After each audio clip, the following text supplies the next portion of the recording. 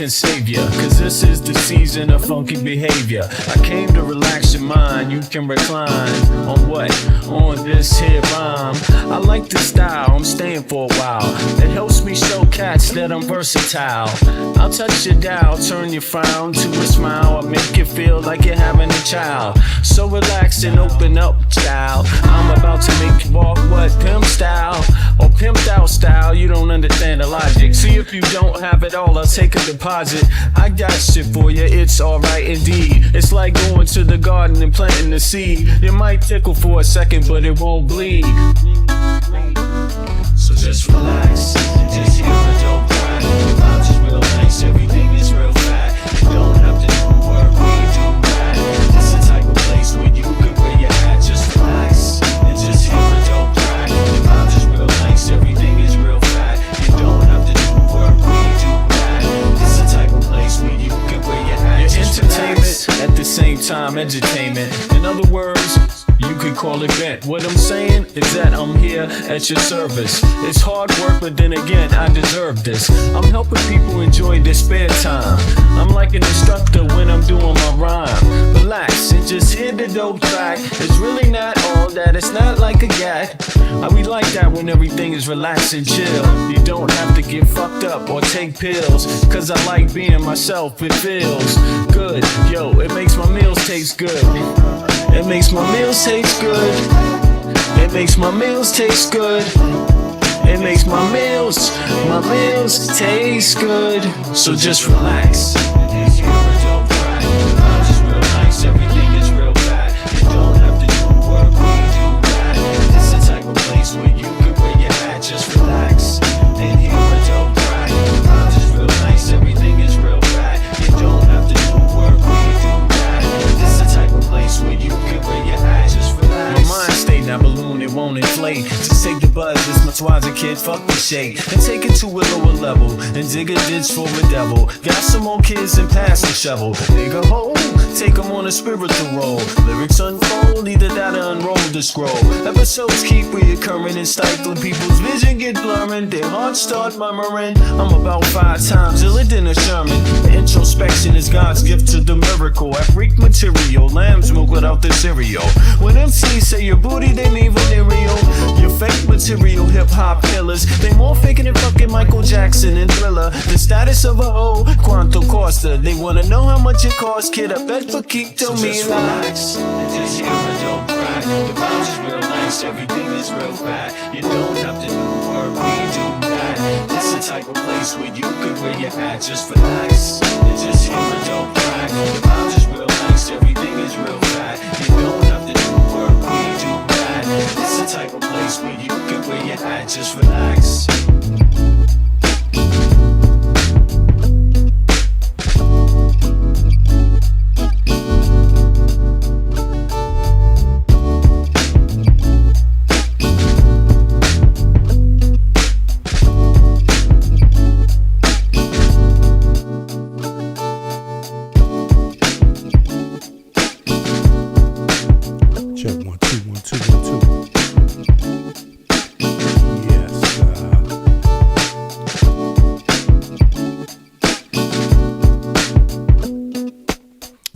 Good morning, everybody.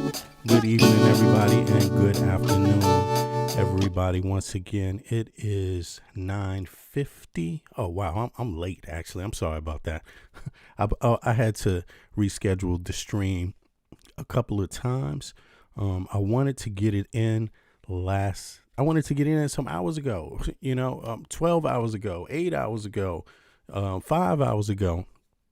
But it just wasn't happening. So sorry about that. But now we're here. And as you know, I mean, the good part about it is that the news never stops. And there's always new, exciting. I guess people kind of used to this roller coaster ride. As a matter of fact, what is that album? I got to look that album up again. What is that Far Side album called? Far Side Roller Coaster. Damn, I'm gonna have to listen to that because that keeps popping up in my head. I'm gonna have to listen to that. I think it was called Roller Coaster Ride, right? The Far Side Roller Coaster Ride. Isn't that what the LP was called? No, Bizarre Ride. It was called Bizarre Ride, right? That is a banger. If none of y'all ever heard of The Far Side, and it's a rap group out of Oakland, California, and they are banging. They are banging. They blew up the 90s in one of the most in a really original way. If you're into 90s hip hop, they blew it up. In a way that I haven't seen too many artists. We talking about artistic rap. They blew it up. Really clever lyrics and exciting but soulful, jazzy music. You know what I mean? If you into that kind of stuff, they kind of broke open a huge lane. You know, they added on to something that was kind of going on, but they just like kicked the door in. You know what I'm saying? The Far Side. So big up to Far Side. Yeah. They had an album. Their album was called The Bizarre Ride. And that album is just dope. That shit is, I think it might have been even called The Bizarre Ride 2. Right, by The Far Side. But check it out. Speaking of roller coasters, and this is folks' life right now. This shit is a roller coaster. And that's the reason why I'm thinking of it. So thank you, Trump, for reminding me of a dope ass LP because But unfortunately, this is real life. Nobody needs a damn roller coaster on a real life. It's okay on the weekends with the kids and maybe on a date here and there, you know what I'm saying? But real life, shit, I don't need no roller coaster with the price of goods. I don't need a roller coaster with my human and civil rights. I don't need a roller coaster with, what is the job of Congress and what isn't the job. I don't need a roller coaster with what laws should the president follow and what laws does the president not have to follow. I don't need a Supreme Court making up new rules every fucking day to change culture, to change the American way. To set back women's rights, as a matter of fact, Supreme Court, why don't y'all get the fuck up out of women's lives, period? Why don't you just get the fuck up out of people's lives with their bodies? Like, that is gross. That is disgusting. Like, please leave people fucking alone, man. Slavery ended. Slavery's over. And you really got some nerve tinkering with people's fucking personal bodies. Like, you got some nerve. You already tinkered with people's rights to vote. You see what I mean? You did so much. Like, can't you just understand, leave people's fucking bodies alone? Like, it's crazy. But we're in that day where we're trying to figure out, damn, do I, what do I have a right to? Those are the days. What's coming tomorrow is these days. That's the kind of bizarre ride. That shouldn't be your life. It shouldn't be your life. Or at least it shouldn't be my goddamn life. I'm like, it could be your life if you want it to be your life. Who wants it to be their life? If you want that to be your life, the bizarre ride, put a 1 in the chat. If not, put a 2 in the chat, because I definitely am a tour. I don't want that shit to be a part of my life. But I'm hanging in there. But speaking of that, speaking of all the shenanigans, all the crazy stuff that's going on with Trump, how he views things, he's really got it going on, and now people are back to have to question what is normal. So let me see. There's so much shit that has gone on here. We all know that Trump signed the transparency bill. I call it the Epstein pedophile, bill. I call it the pedophile slayer bill. You know what I'm saying? Because that's how a lot of these pedophiles are reacting. Like, they're like, please, man, we gotta protect. You might hurt more people with this bill. You might hurt somebody that's rich. Someone that's rich might be exposed that they're Jeffrey Epstein's friend. The people around him that are just innocent victims, like people doing business with him, they hung out on his island and spent time with so many different people over the 20 years. People might know who they are. No one's ever indicted them. We got a Justice Department. Goddamn. We got a Justice Department that is on also a bizarre ride with Kash Patel. Pam Bondi at the lead now. Don't give Kash Patel all the blame. Because this is Pam Bondi's show. This is Pam Bondi's damn show. And, but you got Kash Patel there, the crooked nose.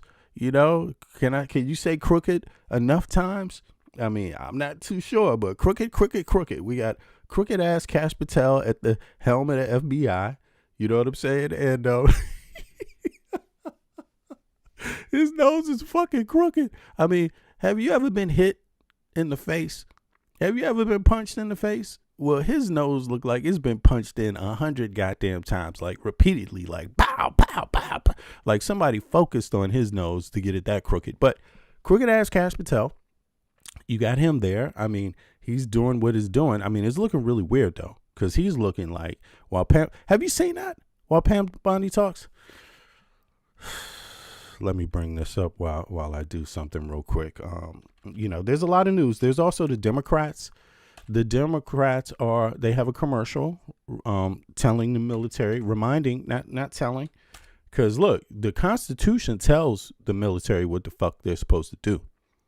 But every once in a while, everybody needs a reminder, because look at the Supreme Court again. What is the Supreme Court there to do? Remind people? Well, they don't seem to always be on time with, what people are thinking in the streets. And the Supreme Court has not reminded people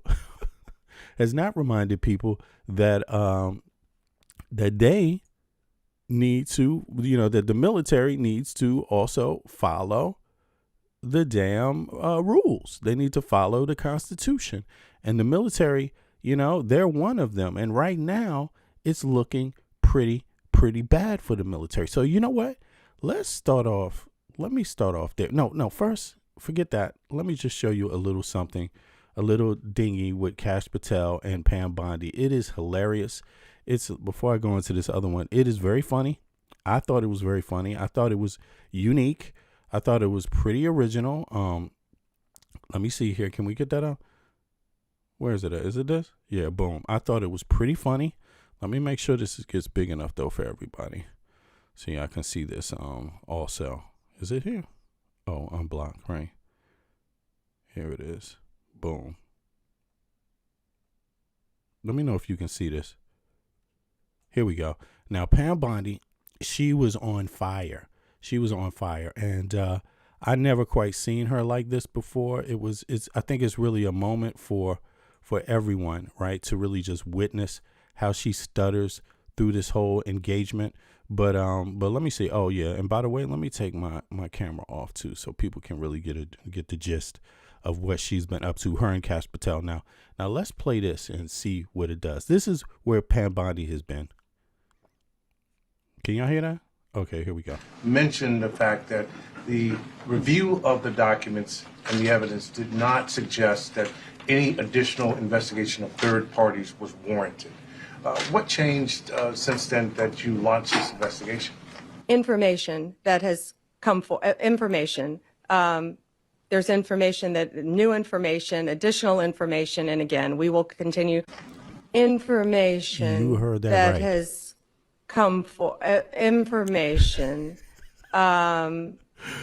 There's information new information, additional information, and again, we will continue. Epstein files. Now look here. They're gonna review. I mean, actually, this is go on my shorts list. You guys need to go to my shorts, but it's also going to review Cash Patel's face. You got to see this while she's talking. While she is talking, Cash Patel is giving some of the weirdest body language. Southern District of New York U.S. Attorney prevent the department from releasing all of the remaining files. Oh, do me a favor. As you come in, click the like button, y'all. Thanks. It helps a lot with the stream. Helps more people get involved. Helps more people notice what you're noticing. So we have released over 33,000 Epstein documents to the Hill, and we'll continue to follow the law. Releasing all of the remaining files. So we have released over 33,000 Epstein documents to the Hill, and we'll continue to follow the law. And to have maximum transparency. Also, we will all victims to come forward. Okay. Earlier this year saying let's see that one more time. The files would not release. Mentioned the fact that the review of the documents. Now, let me just ask you all, from the jump, how many of you believe her? Put a 1 in the chat if you believe her. Put a 2 in the chat if the answer is hell goddamn no, I'm not fucking stupid. Something's going on here. Again, 1 in the chat if you believe her. 2 if you're a sane person. Documents and the evidence did not suggest that any additional investigation of third parties was warranted.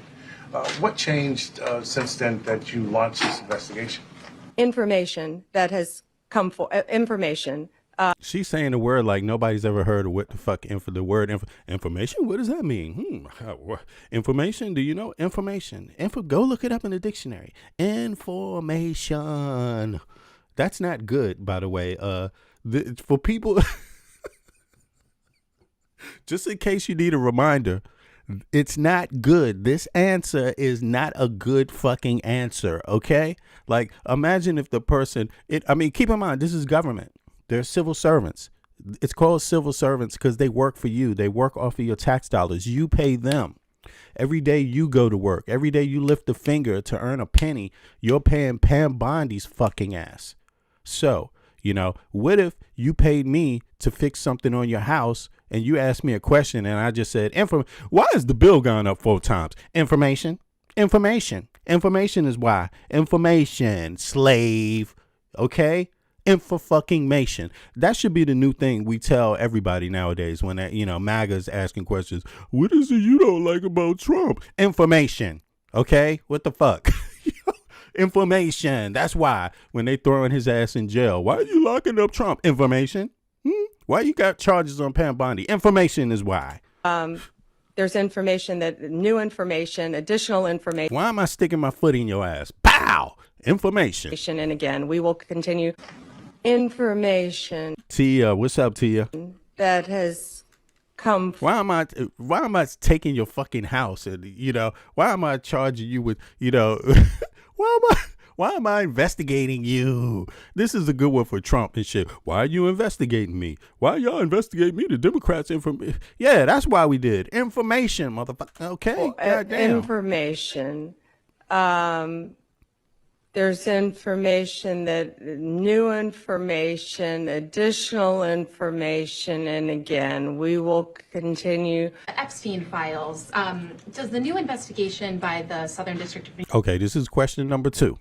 Question number 2, and I can see, please click the like button, y'all. It's like 300 people here almost. Click the like button. It helps more people like yourself get the stream and get involved. New York U.S. Attorney prevent the department Subscribe also if you haven't taken the time to subscribe. from releasing all of the remaining files. So we have released 33,000. Now here they come. Look at Kash Patel's eyes here. I don't know. Like, what if the guy came to, they fixed your house. They did your roof. Okay. And nothing against roofers. Roofers, is a lot of hardworking roofers out there that really do their job, do an excellent job and keep people in their homes. They keeping old people in their home. They keeping families that pass down their homes in their homes, right? So they can still live in them, or so they can keep them up to sell them later. Thank you to all the real hardworking roofers out there. But imagine if one came to your house and charged your ass 3 times more. You asked them, why is the bill 3 times more than it was yesterday or last month or last year? And you just said information. And imagine if the person standing next to them was Kash Patel, and his eyes, while the person looking at you, giving you the bill, was like information, a lot of information, new information. Imagine if the person sitting next to them was Kash Patel, moving their eyes around like this. So let's look. Over 33,000 Epstein documents to the Hill, and we'll continue to follow the law. Releasing. Here it is. Here's the guy next to, this isn't the person, this is just one of the helpers on the roof company, right? He's standing next to the roof, the guy who manages the roof inspections and all of that shit, giving you the bill, charging you 3 times more, and the person next to him is Kash Patel. Look, you gonna pay that bill? All of the remaining files. So we have released Something's wrong here. If it's my money, I'm saying something's wrong. Like 33,000, over 33,000 Epstein documents to the Hill. I want to thank Kash Patel for being honest, at least for once in his life here. I'm not talking about through his mouth, but his body language is being very, very honest. Y'all getting scammed. And we'll continue to follow the law, and to have maximum transparency. I see I got all my mods in the house. What's up? Donnie, Tia, Bits. Also, we will all victims. Yeah. Anyway, this is just for starters because this shit just goes on. There's enough of that to go around. I really, feel for a whole lot of people. I feel for myself, first of all. I mean, for myself, I feel like we're living in the gaslighting world of MAGA. So it's important to care for yourself. Take care of yourself, y'all. Like, these MAGA people are mentally abusive. And if you let a person who will mentally abuse you get away with it too many times, after that, they will be physically abusing you. That's how I look at it, right? Abusive people function like that. They start off with the words. Then after a while, you take it and you just succumb to that. Then they start whipping your ass, which, by the way, ain't going to happen to me. That's not my story. I'm going to fuck you up. Okay? Abusive people. Anybody. I don't care. Big, fat, tall, dark, light, skinny. I don't give a shit. Lady, female, adult, child. I'll fuck you up psychologically and physically real fast in a sneaky ass way. Okay? If I have to. Okay?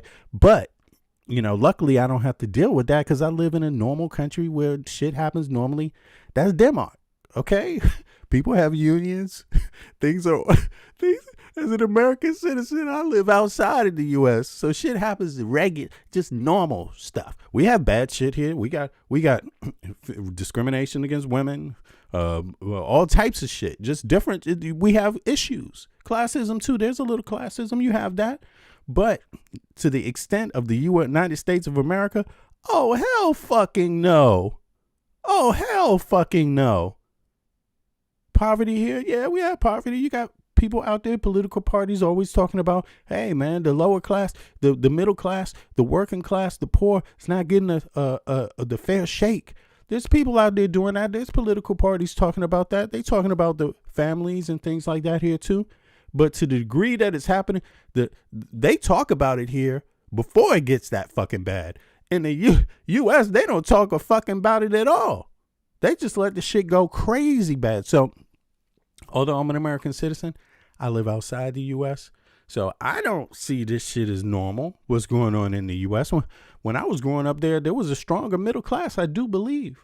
People were on the uprise. People were like, yeah, middle class and families, yeah, that's right. You deserve a union job. You deserve a pension. You go to work every day. You do this and yeah, you should be able to afford housing. You should, there was a lot of programs. Today is the day of cut all that shit. And it's your tax dollars, by the way. But your taxes ain't going down. Your taxes ain't going down at all. You know what I'm saying? Like, your taxes are staying the same. I haven't heard Trump say one goddamn thing about your taxes going down. Guess why?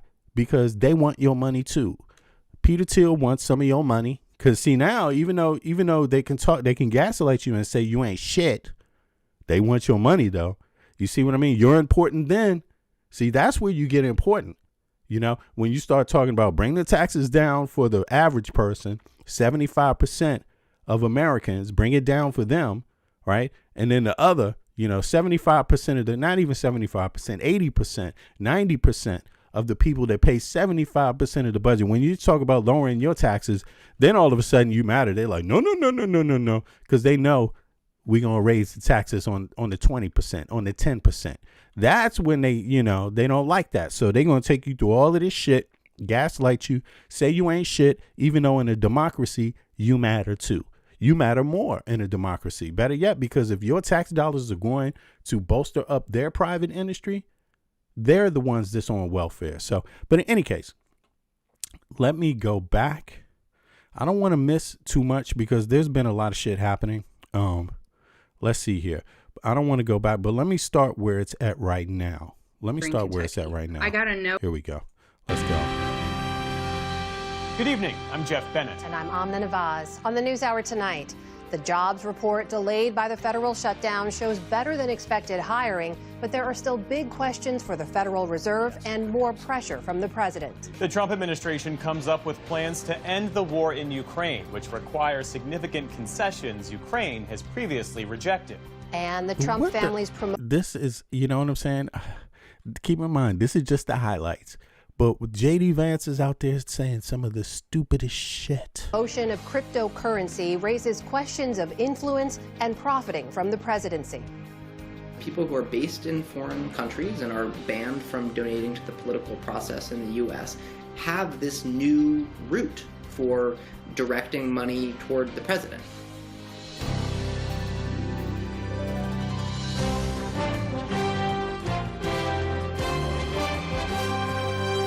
Dun, dun. Let's go. PBS, by the way, they're trying to cut money from PBS. So that's why I wanted to cover, look at PBS's coverage of this because, damn, this is crazy. Yeah, because they're trying to cut. But this is public broadcast and they're trying to cut into this. Watch out for your First Amendment because this is what J.D. Vance is trying to cut too. Like, major funding for the PBS News. he wants it all to be corporate. Only the corporate people should tell you what's going on in the world. Nobody else. You shouldn't have independent media, independent broadcasts, public broadcasts where they can only tell you the facts. Hour has been provided by. Come on. Let's sit in here. Who has it been provided by? What the hell is this? Train system? Yeah. Okay. Infrastructure? Not happening. Not happening. Let's see here. Let's get along. Here we go. 1,000 new jobs added. Those were the best job gains since April. The unemployment rate rose to 4.4%. Do you believe that the unemployment rate rose? Do you believe that? Put a 1 in the chat if you believe the unemployment rate rose. Because again, Trump does not report things in the normal way. This is not the way every other president was forced to report things. This is a Trumpian style report. Its highest level in 4 years as about 500,000 people re-entered the labor force.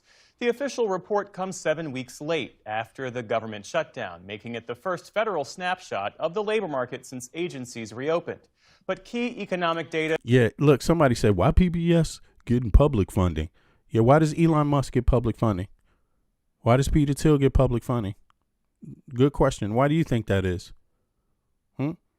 Because here's the thing. You voted for it because you could always stop it if you don't like it. You could always vote against it.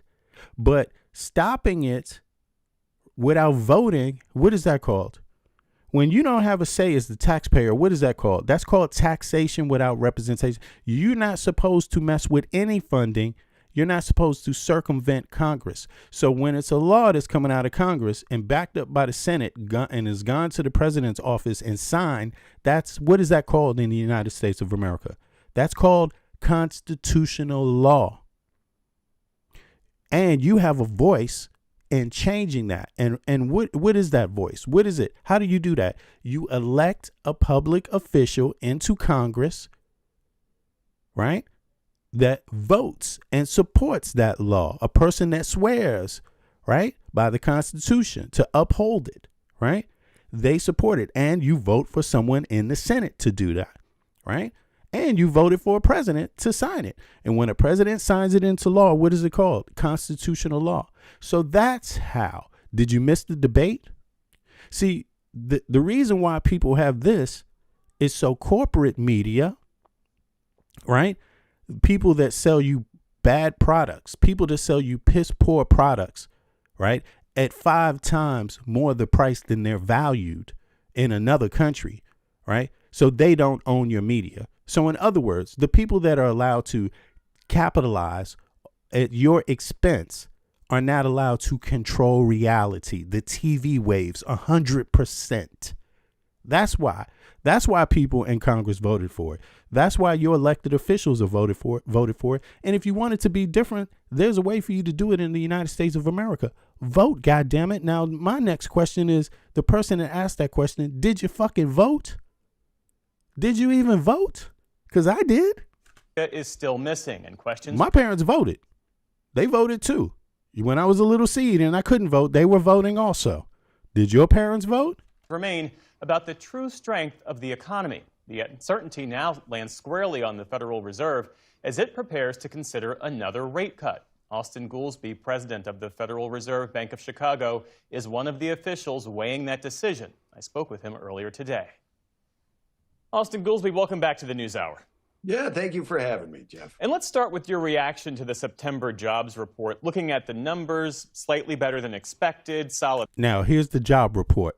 Let me know, do you think this is a normal job report, or is this a Trumpian, extremely Trumpian style job report? Hiring, but the Let me know. unemployment rate One, if you think it's normal, and two, if you think it's Trumpian.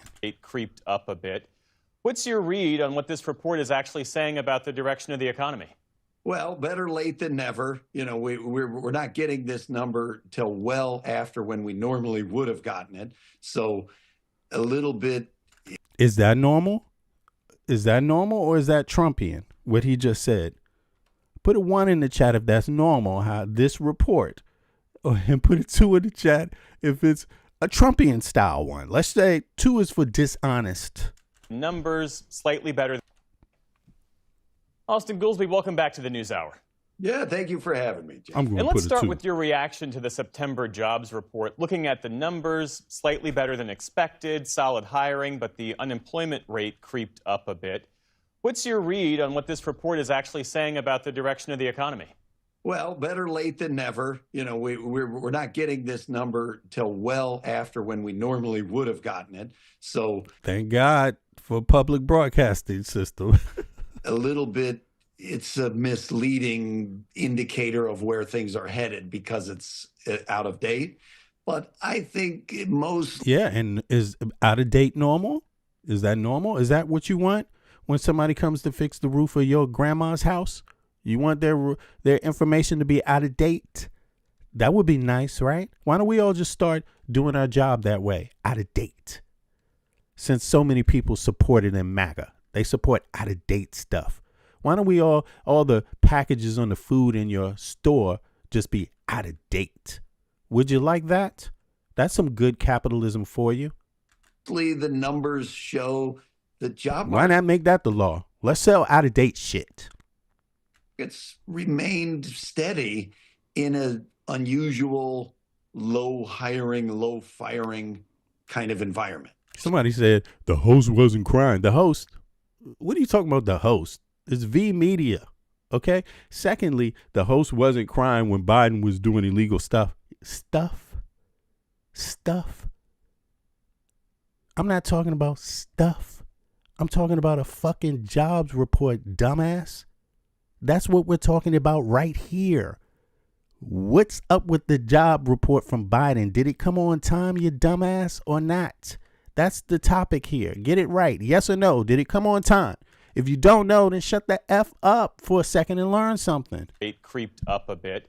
What's your read on what this report is actually saying about the direction of the economy? Click the like button, y'all. Thank you very much. It helps others come into the stream, other people like you that might agree or disagree, depending on who you are. Better late than never. You know, we're not getting this number till well after when we normally would have gotten it. Okay, again, here's the topic. Did Biden do that? Did Biden do that? Is that what happened when Biden was the president? No, God damn it. Okay, so what happened when Biden was doing illegal stuff? Hello, man, come on, put your thinking cap on, man. What do you need? Like, start working that brain, work that brain out, get more critical. So a little bit, it's a misleading indicator. I don't buy it, is what he's trying to say. Of where things are headed because it's out of date.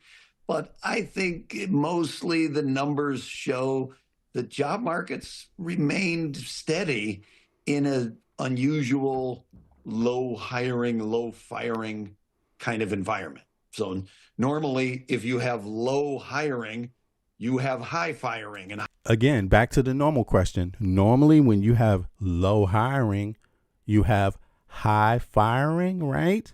Doesn't that make mathematical sense? But not to somebody who didn't go to school for math. The job market's remained steady. Again, this is an apples and oranges thing. This is like you went to the store. If you had 3 apples and you went to the store and it cost you 1 apple to get on the bus, how many apples do you have left when you get off the bus? Steady in an unusual low hiring, low firing kind of environment. So normally, if you have low hiring, you have high firing and high layoffs, or the reverse. But here, whether because there's a lot of uncertainty or for other Because Trump, Elon Musk, and Peter Thiel got their hand in your pocket. reasons, Maybe that's why. we're in a moment where the unemployment rate remains fairly low by historical standards, is gradually cooling, but overall pretty steady, I think. You mentioned the Pretty steady. Is pretty steady good? I'm curious about that. Do you all? I mean, don't get me wrong. I like his assessment. I think it's accurate, but I mean, obviously he don't want to get sued, so he can't just jump out and say, "Look, y'all, Trump is fucking lying. This is a bogus job report." He can't say that because he'll end up in court, and he's trying to get around that for a minute, and say it in other ways, like this is not normal. So, do you think that this is something you want to encounter in your everyday life when you go out and you do business?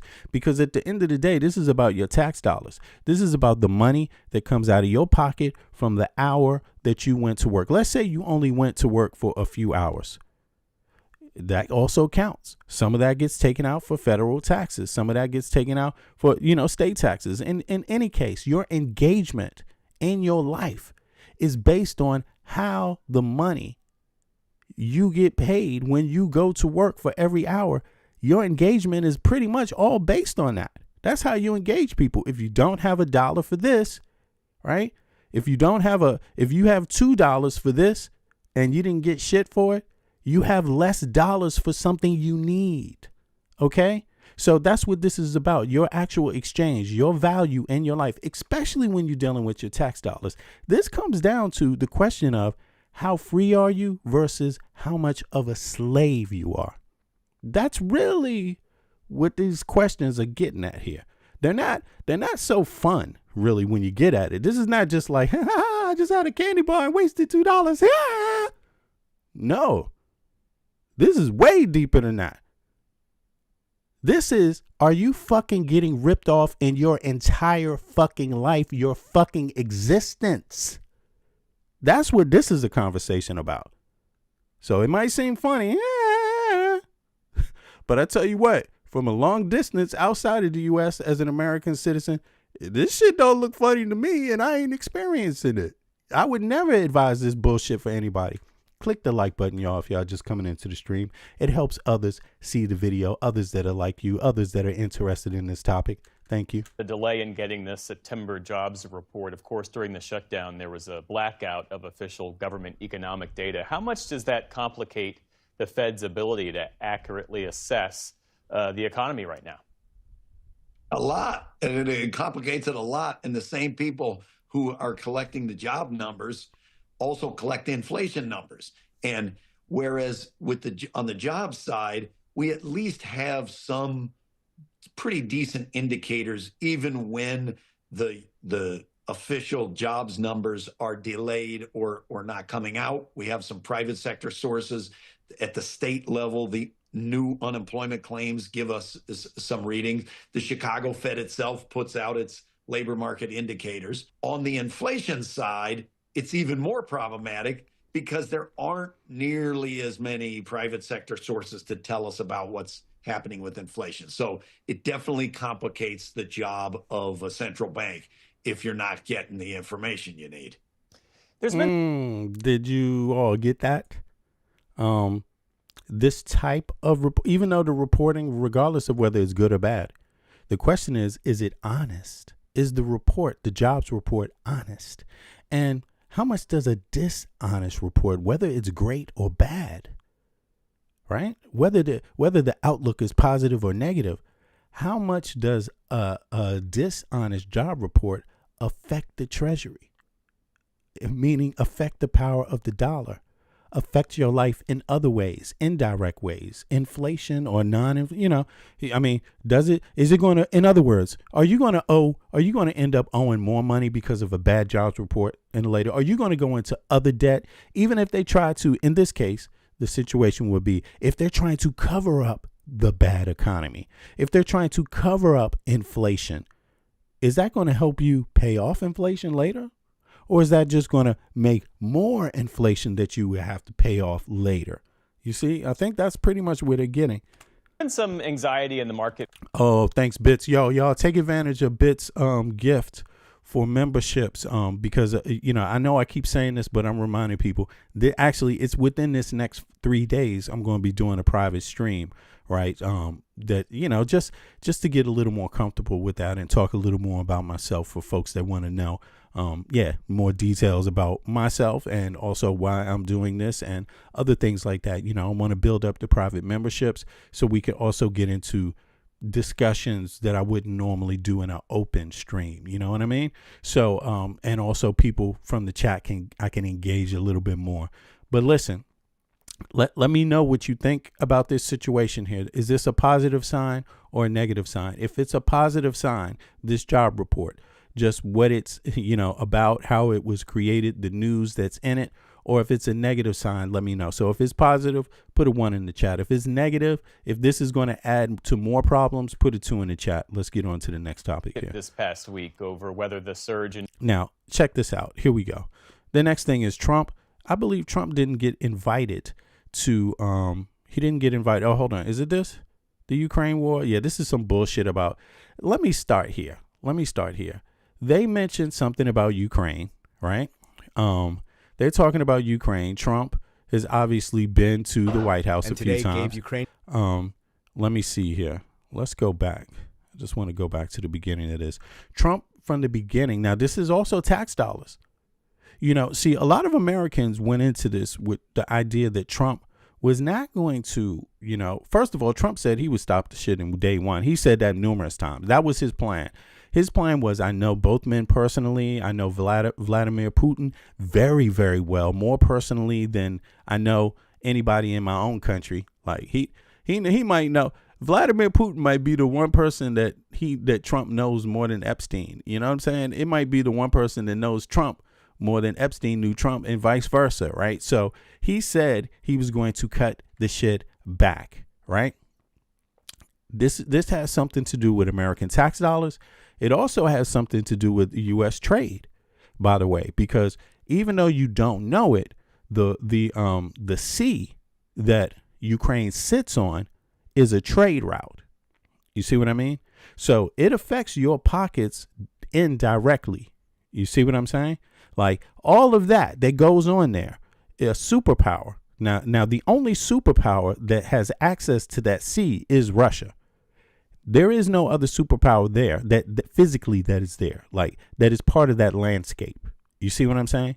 So the idea is that if they are allowed to control that sea, they're controlling also indirectly a lot of trade and a lot of trade relations and a lot of other relations on that sea.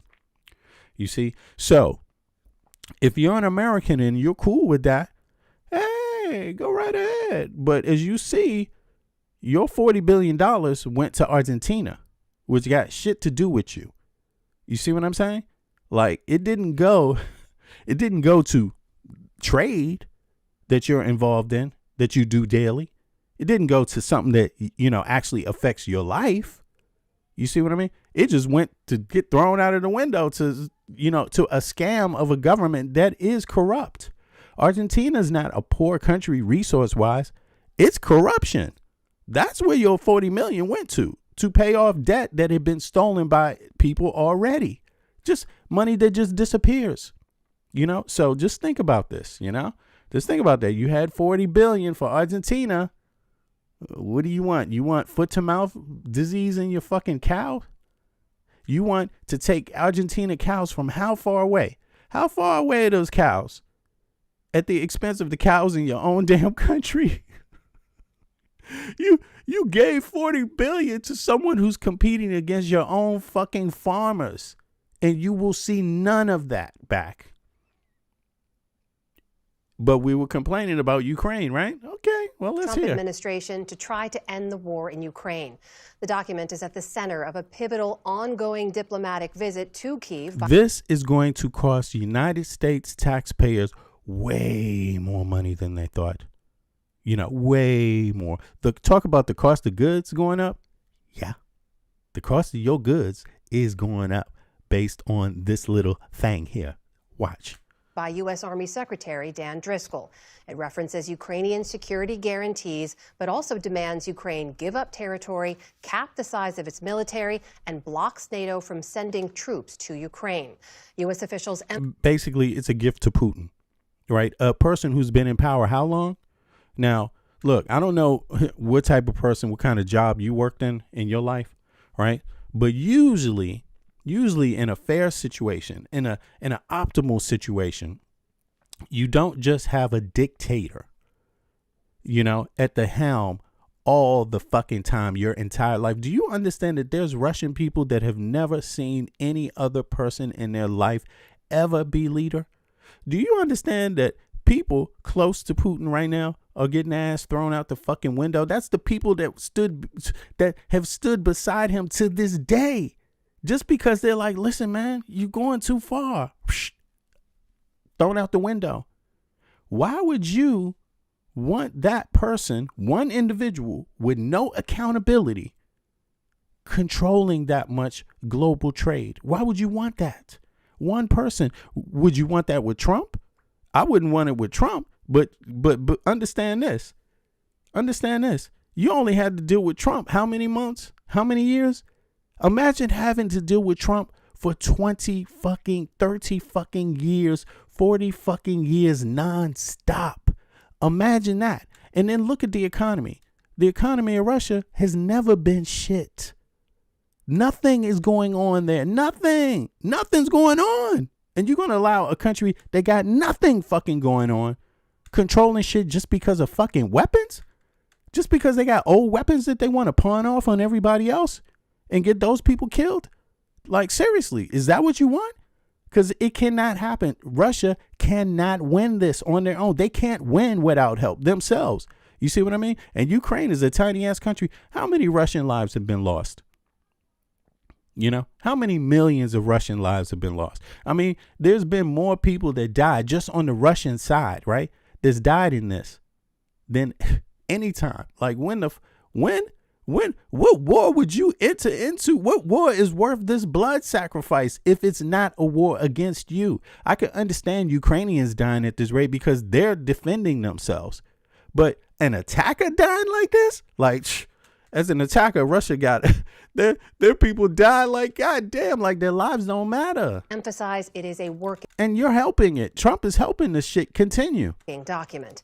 Here's Nick Schiffer. If Trump told Russia in one day, get the fuck out, and this is what the terms are going to be, and we are delivering security concerns to Ukraine, this shit would be over in months. Like, straight up. It was already about to be done. And instead, all it did was get prolonged. More people died. But you need to understand one thing. They're not going to quit. The Ukrainian people are not fucking going to quit. You have to understand that. And why won't they quit? Because the story has been told wrong. See, the story is this.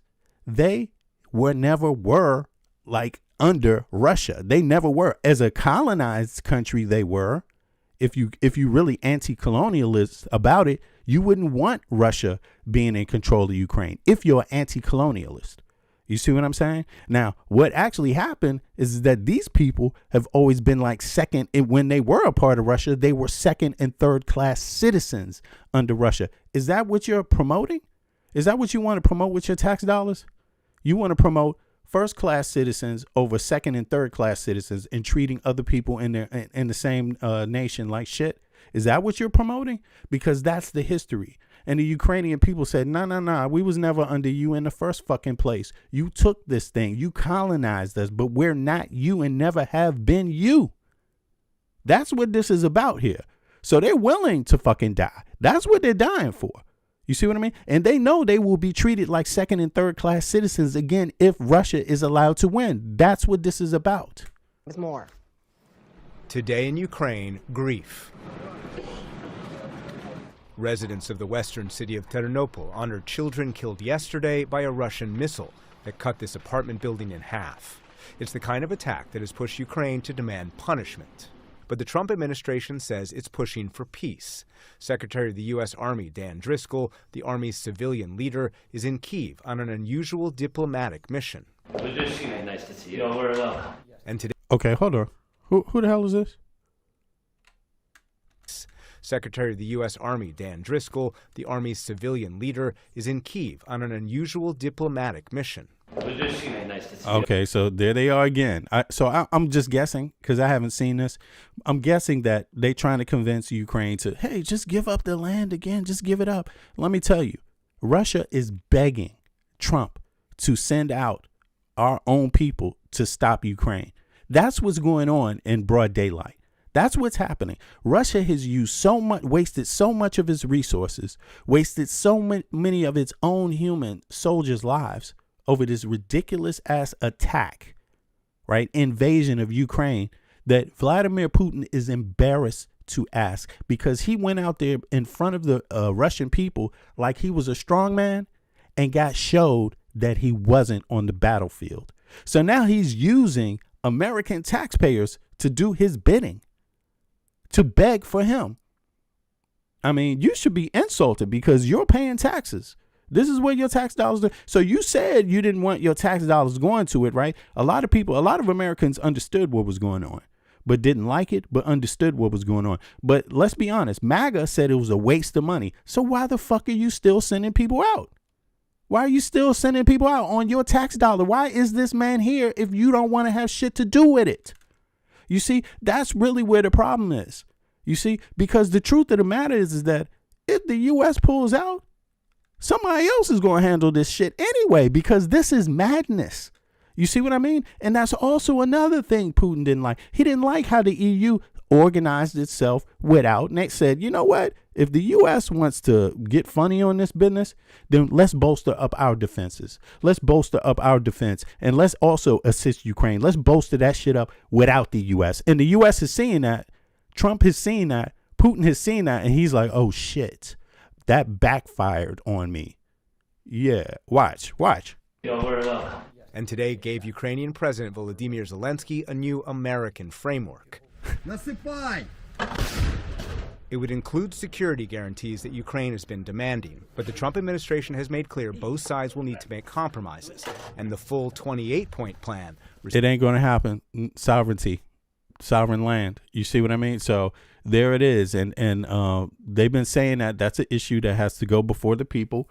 It already went before the people months ago. They already had an election. You see?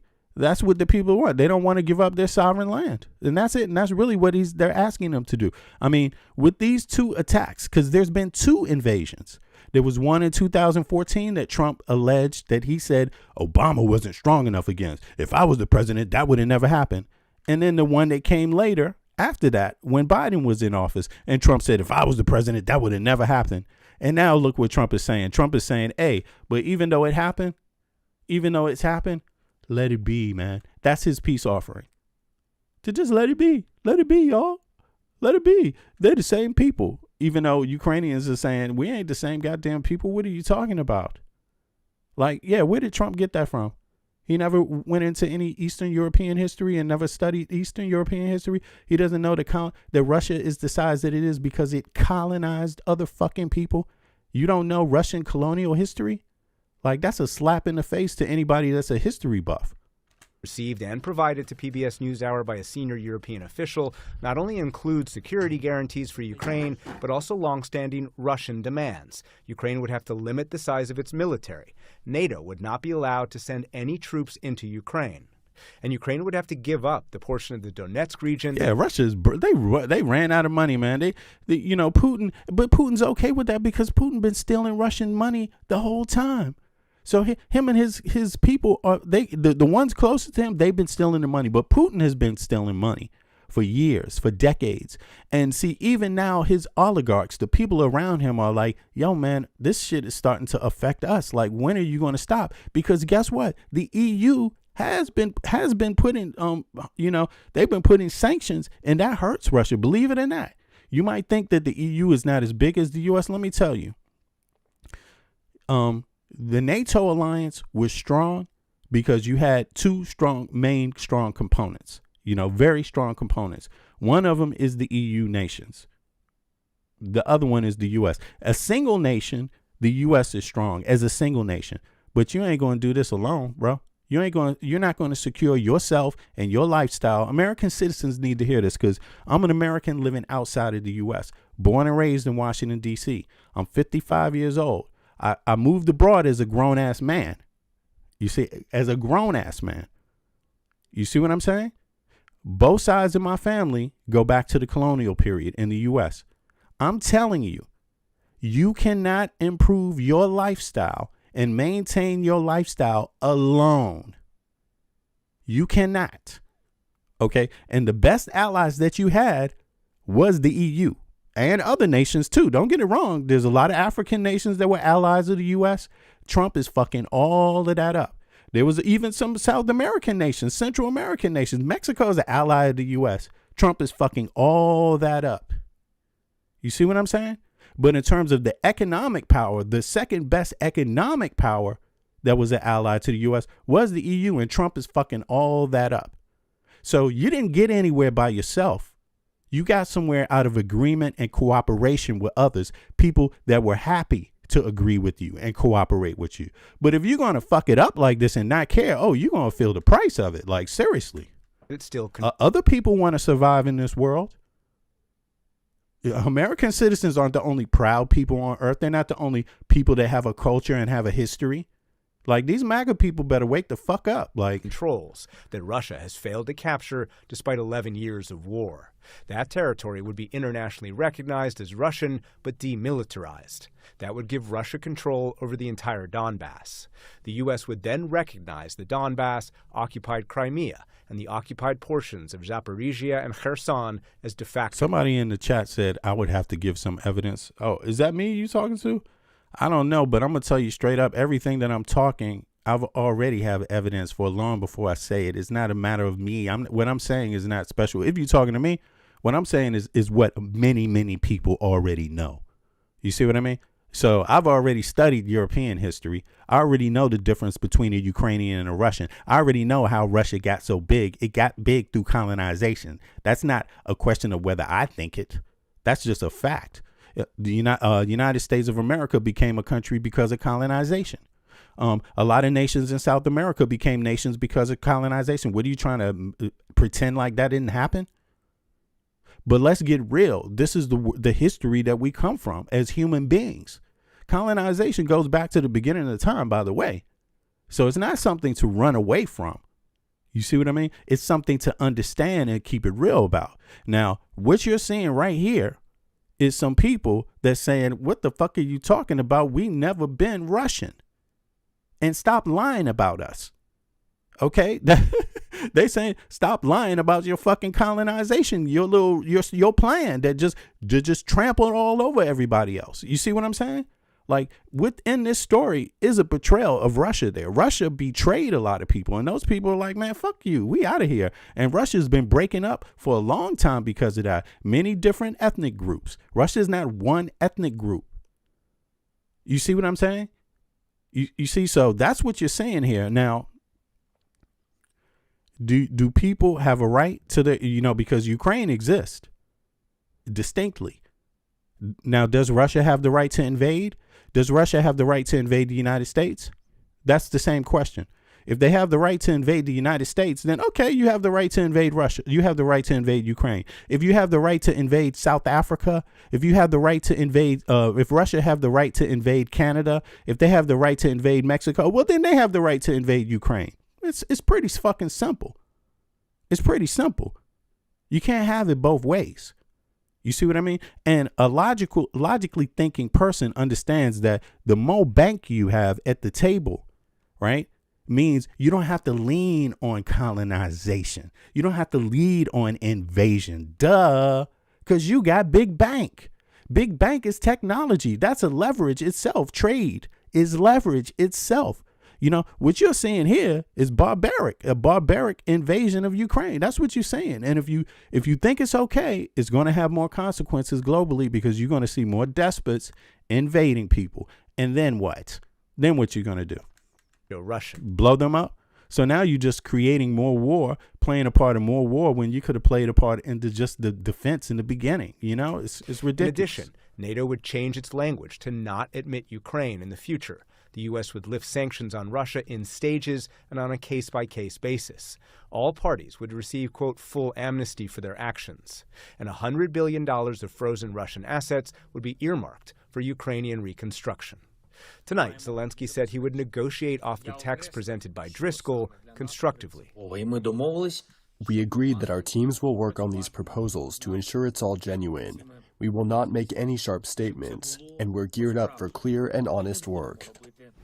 Good afternoon, everybody. Okay, so it appears that they're willing to discuss it. So yeah, I mean, it's up to them to discuss it however they want. I'm sure there's a lot of pressure on Ukraine, on the Ukrainian side, to discuss it because let's be honest, Putin doesn't give a fuck. You know what I'm saying? He's not thinking about Russian people. He doesn't give a shit. You see what I'm saying? He's got total 100% power in Russia, and he's had it for decades, and he will keep it at all costs, or somebody's going to fucking die over it. You know what I'm saying? That's really what the situation is. The Ukrainian president, Zelensky, he's willing to negotiate. He's willing to talk to different parties. You see what I'm saying? And he's also willing to even not be the president for fucking decades and decades and decades. You know what I mean? He's willing to allow his children to see different leaders, male and female. You see what I mean? I'm not too sure even if the U.S. is willing to see a female leader, but At the White House, spokesperson Caroline Leavitt said the 28-point plan had been quietly developed over the last month by Special Envoy Steve Witkoff and Secretary of State Marco Rubio. They've been engaging with both sides, Russia and Ukraine, equally to understand what these countries would commit to in order to see a lasting and durable peace. The president supports this plan. It's a good plan for both Russia and Ukraine, and we believe that it should be acceptable to both sides. On a rare trip to the front line, Russian President Vladimir Putin maintained his version of what's acceptable, once again describing Ukraine's government as illegitimate. Okay, so, you know, he says it's illegitimate, right? The Ukrainian government is illegitimate. Let me see here. 2 seconds. I mean, if that's not the pot calling the kettle black, here we go. Let's see here. How long has Putin been in power in Russia? I don't know. I mean, listen, let's go over all the countries on earth and their GDPs that seem to have this same goddamn thing going on, this same principle of strong men being the leaders for fucking entire lifetimes. You know, let's see how their GDP looks across the world. You know, look, he's been in power since what, 2000? It's 25 years now, right? Since 2000, since 1999. That's 26 years. OK, he's been the dominant figure, but he was, you know, pretty powerful before. He's coming out of the CIA. So that's 20 years. Now, let's see here. What other leaders have been in power longer than him? 20 goddamn years? Shit. Yo, I'm going to tell you, I'm not giving any motherfucking body 25 years of my life. You know what I'm saying? Not with my tax dollars. Why? Because that's bullshit. Okay, you see what I mean? That's bullshit. There's plenty of other people that know how to be tyrants. Okay, let's give them all a chance. Like, what the fuck? Look, here we go. Let's deal with this. Paul Bi has been in power from Cameroon. He's been in power longer than than Putin. How's his GDP doing? How's Cameroon's GDP doing, y'all? You tell me. Okay. Teodoro Obianga. Oh, hold on.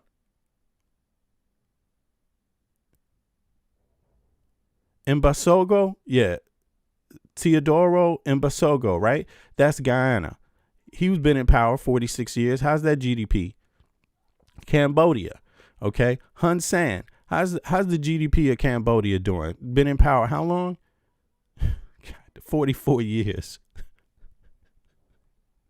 Okay, Ali Khamenei, is that it? Ali Khamenei? Yeah, Iran. Okay, how's the GDP doing of Iran? I'm not dissing Iranians. I'm just saying, how's that GDP doing? You see what I'm saying? Like, but this shit about women's rights, yeah, fuck all of that. I'm not with how Iran is handling that. Women need to have the goddamn rights. Leave them fucking alone. They're not your slaves, motherfucker. Okay, Just get it through your thick head. Like, goddamn. You know what I mean? Let people choose what the fuck they want for their personal lives themselves. What is it you don't understand that? And that's the crazy thing. But some people think they can make debates while they're telling other people what they have to do, how they have to wear their hair, how they have to cover themselves. Okay. And anyway, Museveni from Uganda. I mean, how's the Ugandan GDP doing? Yeah, it's doing okay, but goddamn, like, everyone doesn't think it's doing great. A lot of fucking people do not like it. So you could see in Russia, the reason why you don't hear people dissing Putin is because you'll die if you diss Putin. Like, I mean, it's like that. And Russia was like that before Putin. You see, so he didn't design it. He reformed it, even more. But damn, Russia is not a bastion of freedom of speech. Let's see here. I mean, these are the people. These are Republic of Congo. These are the only people that have been in power longer than Putin. This is not great looking shit here. This is not great outcomes here. People can say Muammar Gaddafi. Yeah, okay, but yo.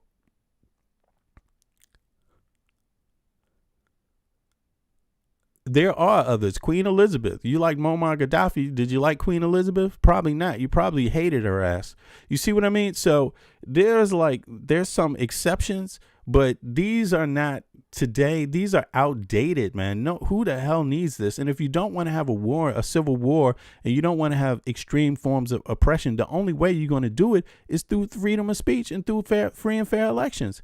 That's the only way you're going to stop people from fucking, having this kind of violence. Now, you could see, why would Ukrainian people, when they live in a country that has elections every 4 years, you see, and they've had different leaders in the last few decades, why would they replace that for a tyrant like fucking Putin? Why would they replace that? But in any case, it's just some examples. Now, let's go on with this. Let's see here. What else did they get into? Before we get into the mainstream US, I wanted to go through public access, public PBS. Now look, here is Dick Cheney's funeral, and guess who wasn't invited? Yay, Trump wasn't invited. Yay. Did you know that? Lines. A funeral service for former Vice President Dick Cheney at Washington, D.C.'s National Cathedral brought together a bipartisan gathering of family and former leaders. My country sings of peace. The front pews were filled with former presidents George W. Bush and Joe Biden, plus 4 former vice presidents from both parties. In their eulogies, President Bush and Cheney's daughter Liz honored his sense of duty and commitment to his country. His time produced an old breed of public servant, defined by their substance and character. This was a vice president totally devoted to protecting the United States and its interests. There was never any agenda or angle beyond that. But he knew that bonds of party must always yield to the single bond we share as Americans. For him, a choice between defense of the Constitution and defense of your political party was no choice at all. President Trump and Vice President J.D. Vance were not invited. Cheney, a Republican, voted for Vice President Kamala Harris in the 2024 election. Yeah, it's true. I hear what you're saying. Ukraine wasn't about to join NATO before all of this bullshit. That's Russian disinformation. They've been saying that about every goddamn country that breaks off from every people, every ethnic group. And we're talking about big swabs of Russia because Russia was a little ass country before it colonized everyone else. You see what I mean? So it's not the biggest country on earth because it's free and fair. It colonized. That's how it got it. So you have many different ethnic groups, right, that don't have any share in power and haven't had that in fucking, hundreds of fucking years now. You see what I mean? So if you understand that history of these different ethnic groups, you would know Ukrainian is just one ethnic group. You see what I mean? Under that whole umbrella, but they're not the ethnic group that's running Russia. You see what I mean? And they were basically second class, they were serfs. They were second and third class citizens. You know, that's what they were under that colonization. So they broke off because they were like, look, we were never part of you any goddamn way. And a lot of people were doing that. So Russian disinformation, the Russian architects of the disinformation, you know, they put this thing out there in advance, just like they do it in the U.S. A lot of Americans believe this Russian disinformation that they hear, and they keep saying silly things that lead back to the Kremlin. You see what I mean? Like, they keep trying to give despots, people that infringe on your freedoms, infringe on your freedom of speech. They keep capping and repeating the talking points of despots without even realizing it. I mean, it's actually pretty fucked up, you know, but you know, freedom of speech has a price, because it also means the freedom to be dumb. If you don't have freedom of education, if you don't have a strong education system, if education is not free, information has a price. You see what I mean? If education is not free, then disinformation takes a hold. You see what I'm saying? Yeah, that's what it does. If you don't, especially if you don't make things like healthcare, you know, accessible to people, that gives them even more of a motive to believe somebody else, even if they are lying. The Trump administration today announced one of its All right, so, you know, as you can see, PBS,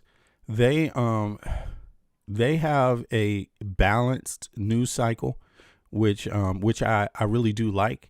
There's a lot of people that don't like it because it's not what do you call it? It's not, you know, triggering enough. It doesn't use trigger language like corporate media does. You see what I mean? And a lot of people may be like, damn, this was too boring for me. But let me just cover this one last part here. This is one, and then we get into corporate media. This is one element here about the orders from the, you know, the senators, the congressional members, saying you don't have to follow illegal orders if you're in the military. would open up nearly 1.3 billion. Hold on, where is that? Skip this oil stuff. Hold on, 2 seconds. Here it is. 76 air. President Trump's suggestion. More than 10,000. Hold on, where is it at? Did I just pass it?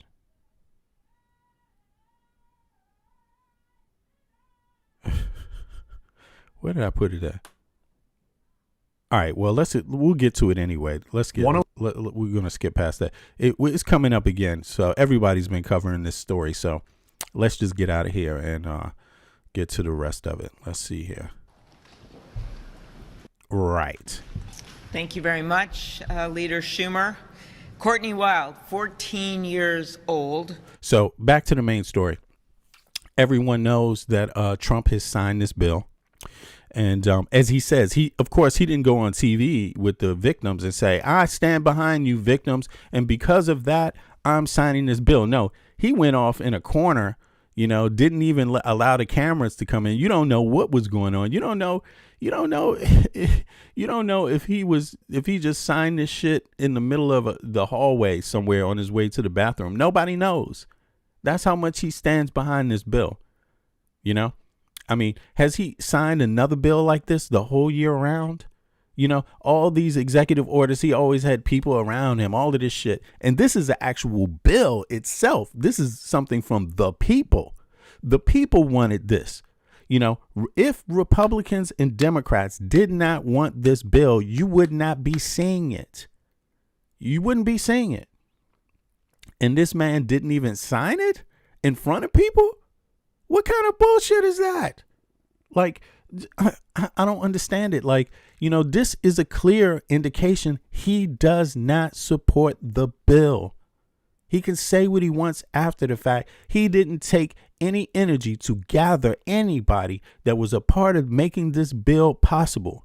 Not even the fucking victims to sign it. And they still don't have justice. This is President Trump. When she was sexually... He's paid for by the taxpayer dollars. Every time you go to work, you pay for this. Every hour. If you are a legit business person. Now, luckily, drug dealers and people that are, you know, that don't pay taxes and shit like that, they don't contribute to this bullshit. So I applaud you, actually, because you're free of this motherfucker's bullshit. You know, let's keep it real. Criminals don't pay taxes to this asshole. I mean, but if you are a big criminal enterprise, maybe you wash your money and things like that, and somehow you support it. But most of your hard-earned dollars, right, criminalizing shit, criminalizing people, and doing criminal stuff doesn't support this. But the rest of you, you pay for this. This is who you pay for. Abused by Epstein. Danielle Bensky, 17 years old, when Epstein sexually abused her. Her mom had a brain tumor, and he told her that he could help her mom, but only if she abided by his demands, including recruiting other girls. He told her, I can use it to help you, or I can make it really difficult for your mother. Whoa, she said, whoa, hold up. What? Damn. Recently, it's a call to action. We're standing up for so many victims of sexual assault. As a former prosecutor, I can tell you that's what this is about. It is also about trust. When Donald Trump and the Republicans promised the American people time and time again, whether it was about bringing down costs, not true. Whether it was about making changes that help people, not true. But whether it was about releasing these Epstein files, now we'll find out the truth. Donald Trump knew that there was overwhelming numbers of votes coming in against him, and at that moment, he made the decision that he would say that he wanted the vote to go through. Okay, so let me ask this question. How many of you believe Trump would side with the victims in the end? And that this is all a ploy, Trump's genius. He was just waiting until when everybody else made it clear. He already supported the victims. If you believe Trump already supported the victims, put a 1 in the chat. If you think that's this is some bullshit, put a 2 in the chat. Like, if you think Trump is the scum of the earth, put a 2. If you think Trump sided with the victims, put a 1 in the chat. Let me see.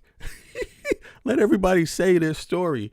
Chris, David, they think Trump sided with the victims. Hey, Dre thinks he sided with the victims. Please go see how long these accounts have been open on these people, because I'm like, God damn, of course I'm with, this is some bullshit. Like, you wait till the last, look, he could have released the files already. He ran on the platform that he was releasing them. So what took his ass so long? What was the issue? What's the problem?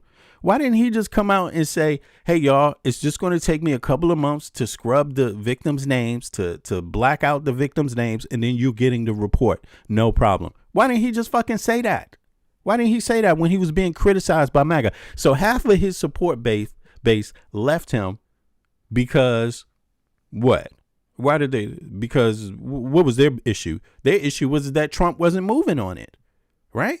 That's why his support base left him. Half of it, at least, right? It might be more, right? You never know, because you can't rely on the internet trolls to really count. You know what I'm saying? They count in, they count in the metasphere, but not on paper when it comes to voting, right? So, look at this. Hold on, let me see. Trump was scared. Yeah, France, exactly. Francis.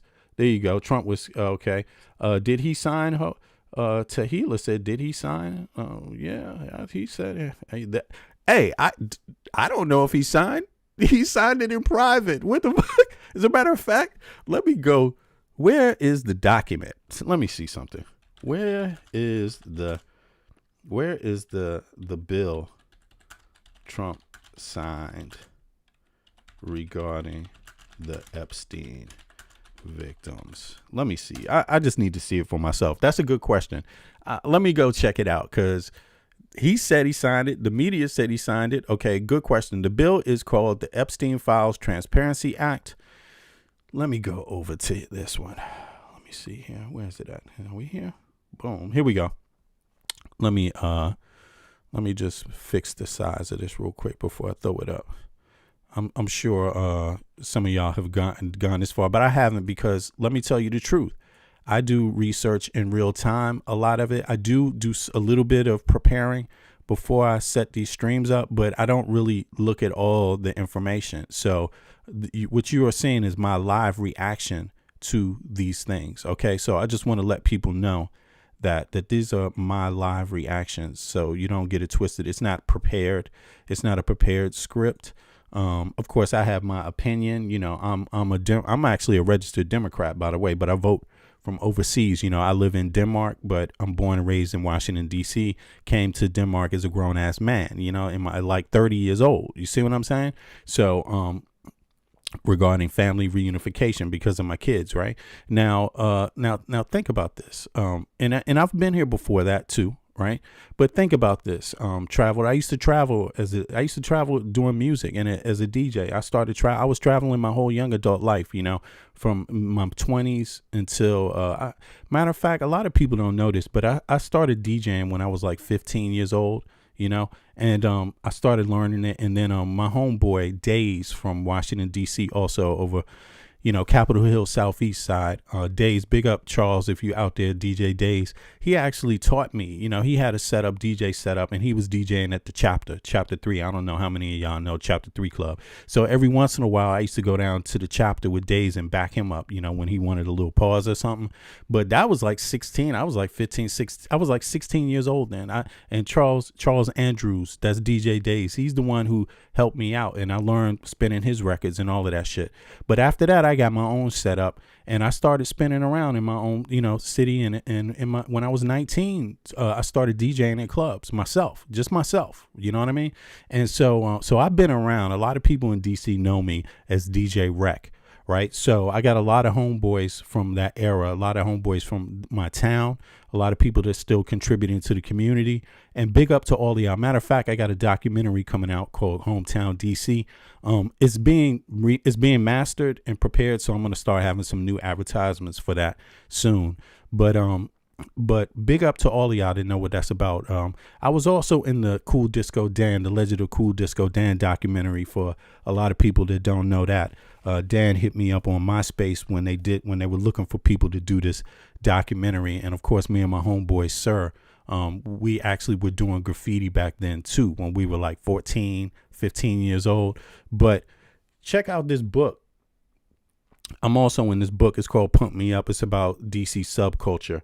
Right. So for those of you that want to know, those are some references right now. So I traveled a lot as a DJ, as a young person. And so I got some friends and allies outside of the U.S. I was able to do that because some of my homeboys, Giant Storm from DC too, they had a R&B LP they signed out of New York, a company called Palace Records. So I actually was called up there. You know, they took me up to New York to work on their first LP. Right. So on Palace Records. So, that's how I really got into, you know, understanding the art of recording music, and things like that, and got introduced to real equipment, real studios. I'm talking about as far as music production. And from that point on, I was, you know, I met a lot of people through New York, and through that link, through that connect. And so that was a beautiful thing. So I got exposed to other parts of the country and other parts of the world, you know, through that. But in any case, so let's get back to this. Here we go. Now, it says here that the Epstein Transparency Act, right, is law passed by the 119th United States Congress and signed by President. Matter of fact, sorry about that. Let me do y'all a little bit of justice here and make the text bigger, right, so y'all can also see it on the screen. Here we go. Can y'all see that? To require the Attorney General to release all unclassified documents, it requires. So she has to unclassified documents and records in possession of the Department of Justice relating to Jeffrey Epstein and for other purposes. Right. So there we go. So it was signed. I mean, yeah, Trump says he signed it. Congress says he signed it. Who else says he signed it? A lot of people say he signed it. Right. And let's see here. Who else? You know, everybody says, the news says he signed it. So here it is. That gets past that question of, is it signed? Is it a hoax? Was it a hoax? You know what I'm saying? The internet trolls, boy, or no, just people. Because look, if you've been gaslighted this long, you know, and you've been told hoaxes many, many times, how at this point, how would you know what the goddamn truth is if you don't really check it out for yourself? So, you know, so there it is, y'all. It really was signed. And so let's get back to what they saying here. At that moment, when Senator Schumer made the decision to come forward, there was no one who would stand up and say, nope, we shouldn't have them released. And I thank Senator Schumer for doing this. The House discharge petition materialized because there were the votes to override his veto. So now is the moment of truth. One, he has to sign it, but two, and most importantly, when we look at what the Attorney General of the United States, who is running a Justice Department that literally, when Donald Trump orders them by Truth Social or in person to do something, they do it. Drop charges, they'll do it. Pardon their friends, they'll do it. It is literally a snap of their fingers. Make sure that you charge a Federal Reserve governor or the Attorney General of the state of New York or the former FBI director. We're there, we'll do it. That's what's been going on. So right now, we're facing a moment. Because of these faux investigations that she is now claiming are reopening, now we're going to find out, are they really going to release the files or not? And we are ready to stand up for victims like Danielle and so many others in this country. Yeah, and look, what's up, mate? 19 says, I'm going to put money on his name, on his name being redacted on everything. Yeah, but you know, you could redact. Now, there's something else. Now, what's released to the public is the redacted part, but from what I've heard, right, through the congressional members, as a matter of fact, let me go back over to here so you can hear it for yourself.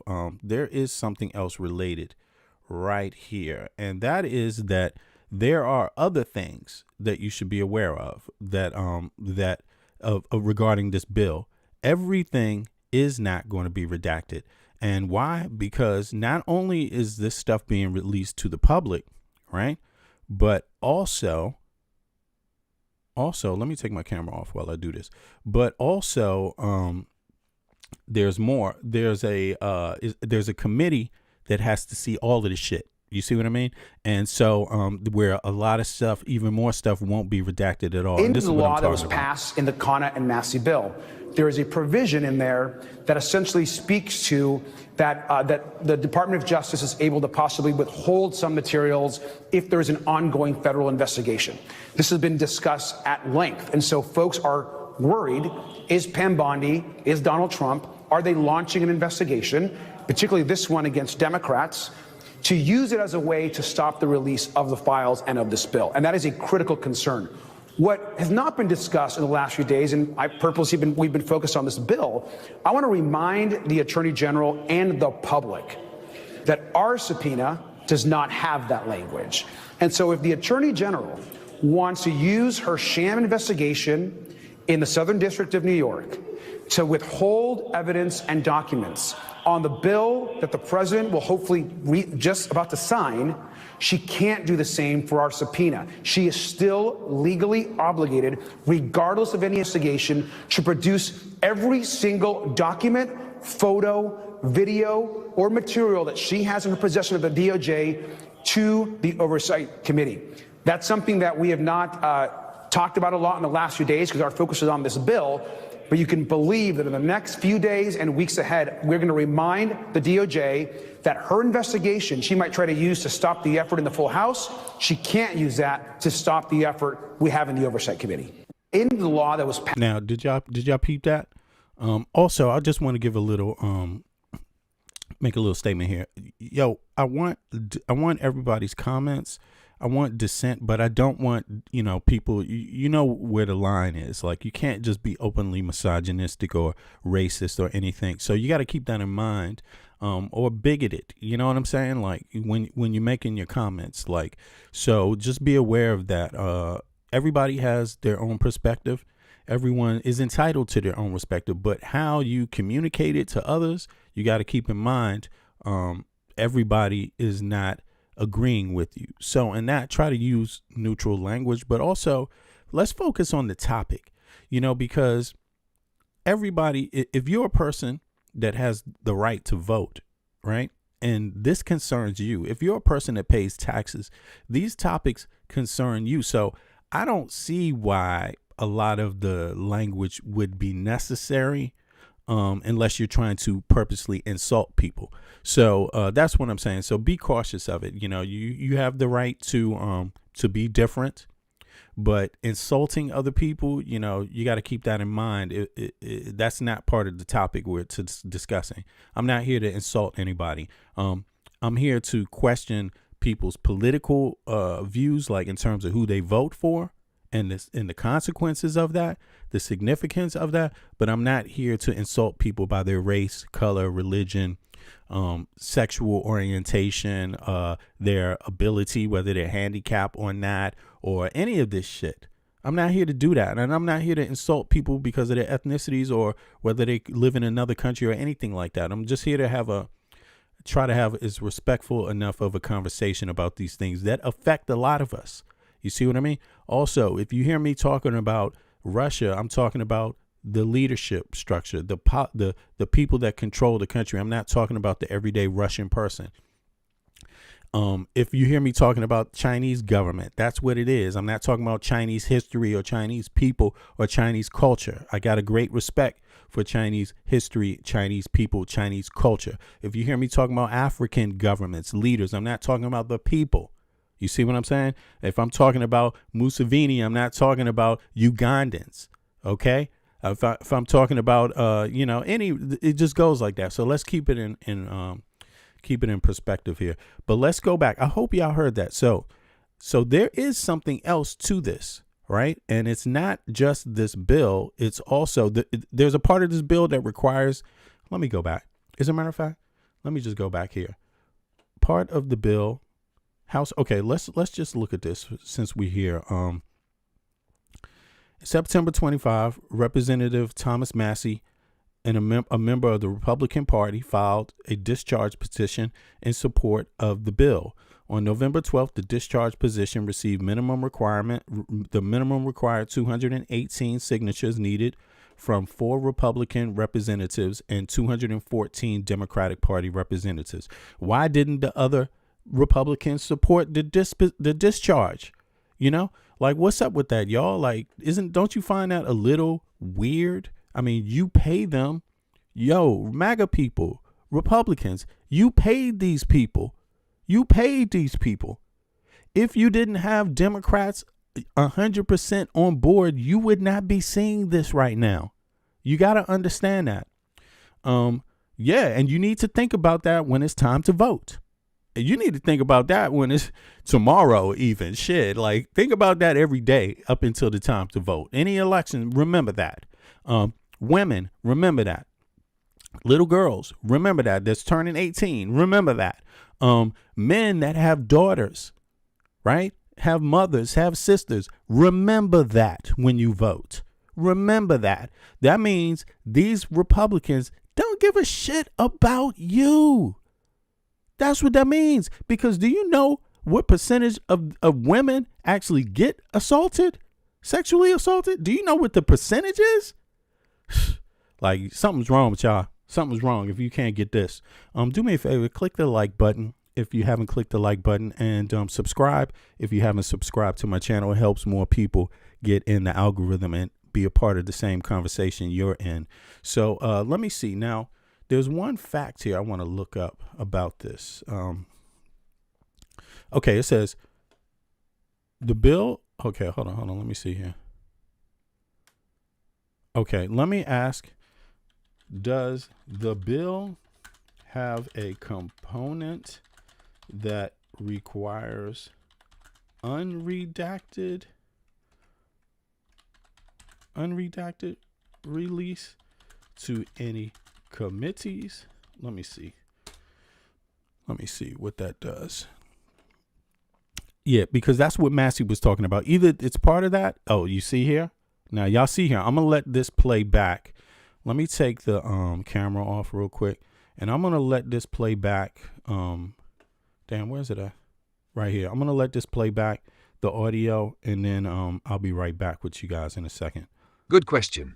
Yes, the Epstein Files Transparency Act, H.R. 4405, does include a component related to Congress, congressional committees. Here's what the law says. What the bill requires for committees, Congress. Report to Congress. Within 15 days after the DOJ publishes the files, the Attorney General must submit a report to both the House and Senate Judiciary Committees. Congress.gov. That report must include 1. All categories of records that were released and withheld. Congress.gov. 2. A summary of redactions made, including the legal basis for each. Congress.gov. 3. A list of all government officials and politically exposed persons named or referenced in the released materials. This list must be unredacted per the law. Congress.gov. 2. Prohibitions on redacting for embarrassment, political sensitivity.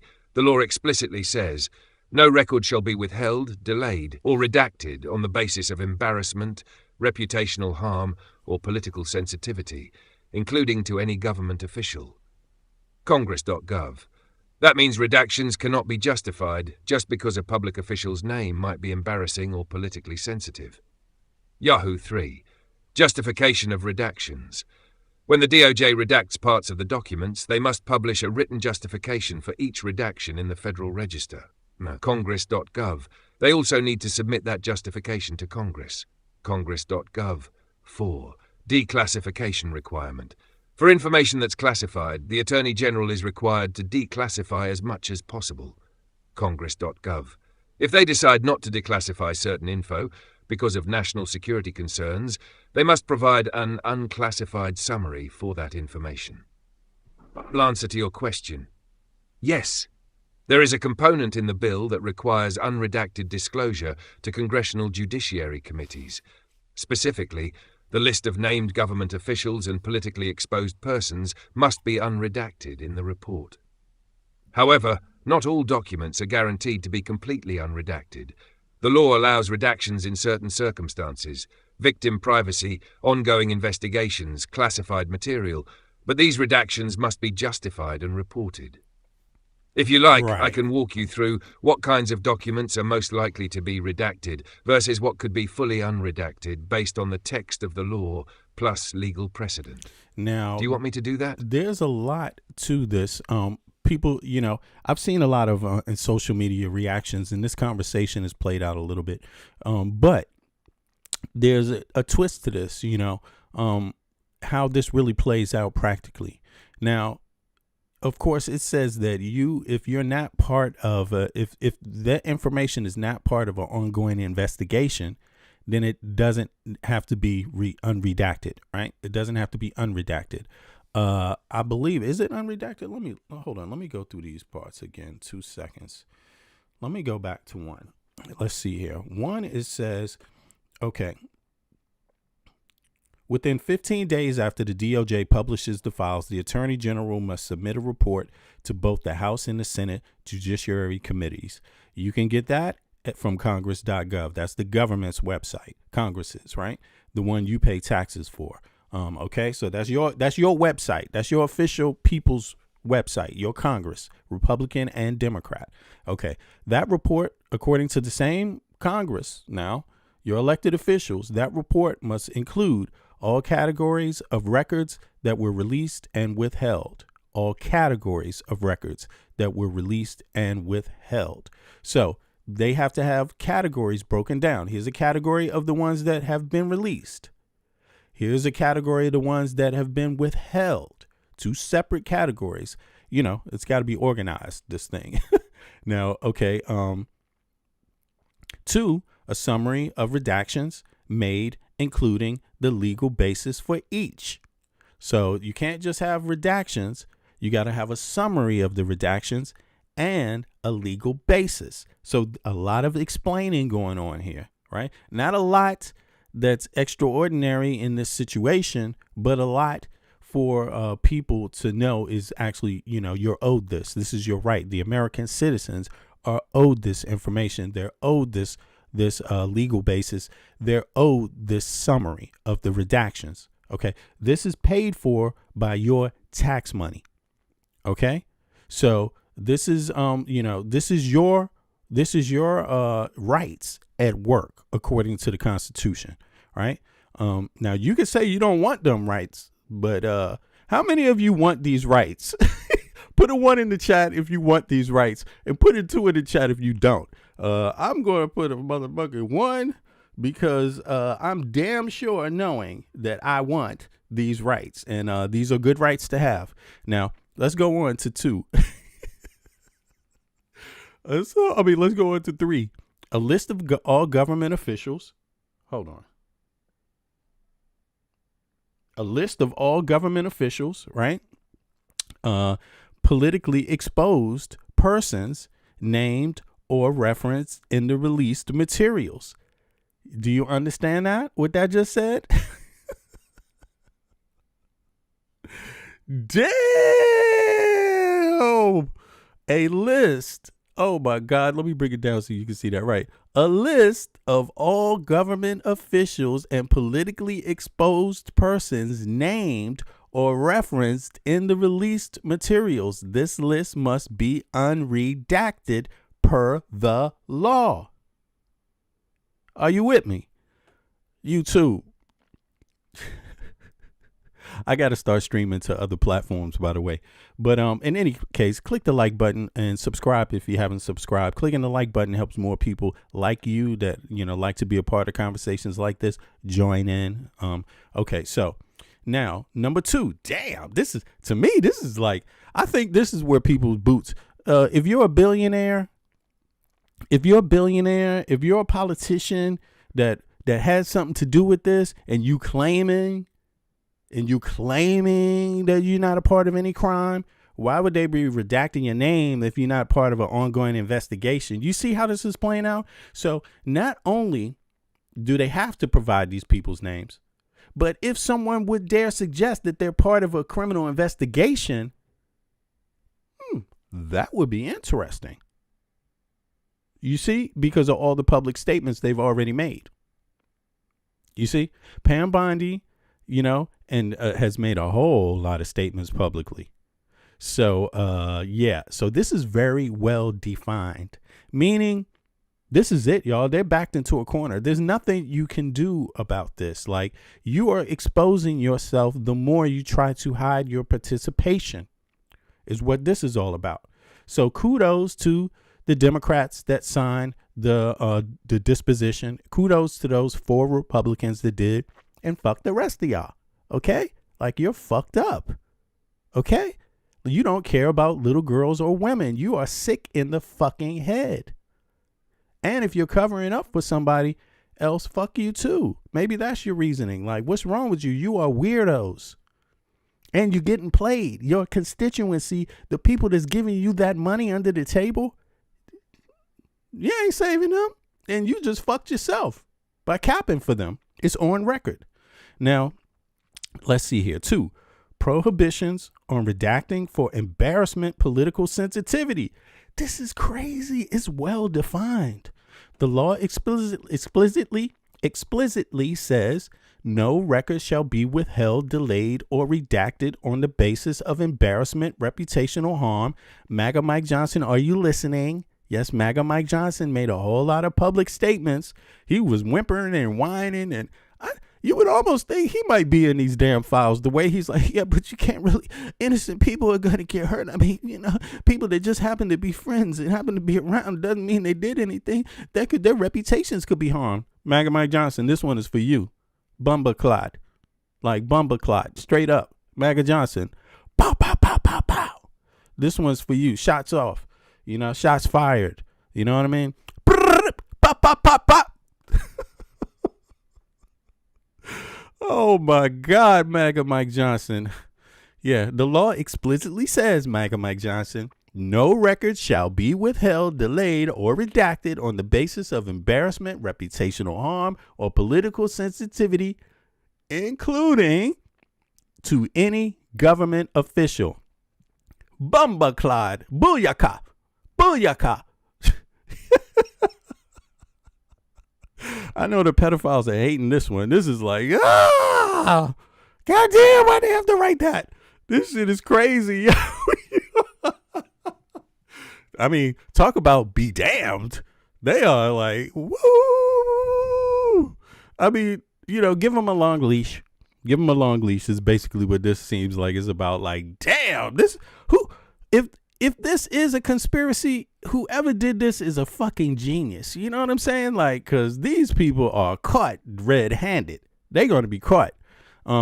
Justification of redactions. Okay, you can't just redact. You got to have a justification in writing.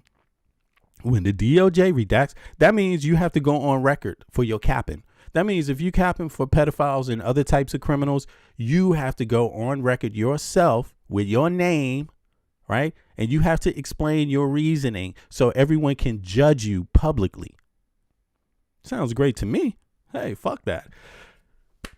Very well written. See, this is written better than Project 2025, because Project 2025, if you ever read that, yeah, it has some helpful hints about, it tells you what they're going to do, but it's not written like any real legal or academic work. Like they had these people that wrote this shit, they're not that, they don't have a whole lot of experience writing. Let me tell you, like seriously, and not in the English language, not in American English language, like straight up, like that was no masterpiece of the English language. It's Project 2025. Is what I'm saying. Like, it was not. This, however, this is a damn masterpiece. 3, justification of redactions. When the DOJ redacts part of the documents, they must publish a written justification for each redaction in the Federal Registry. Do you need a reference? The reference is congress.gov.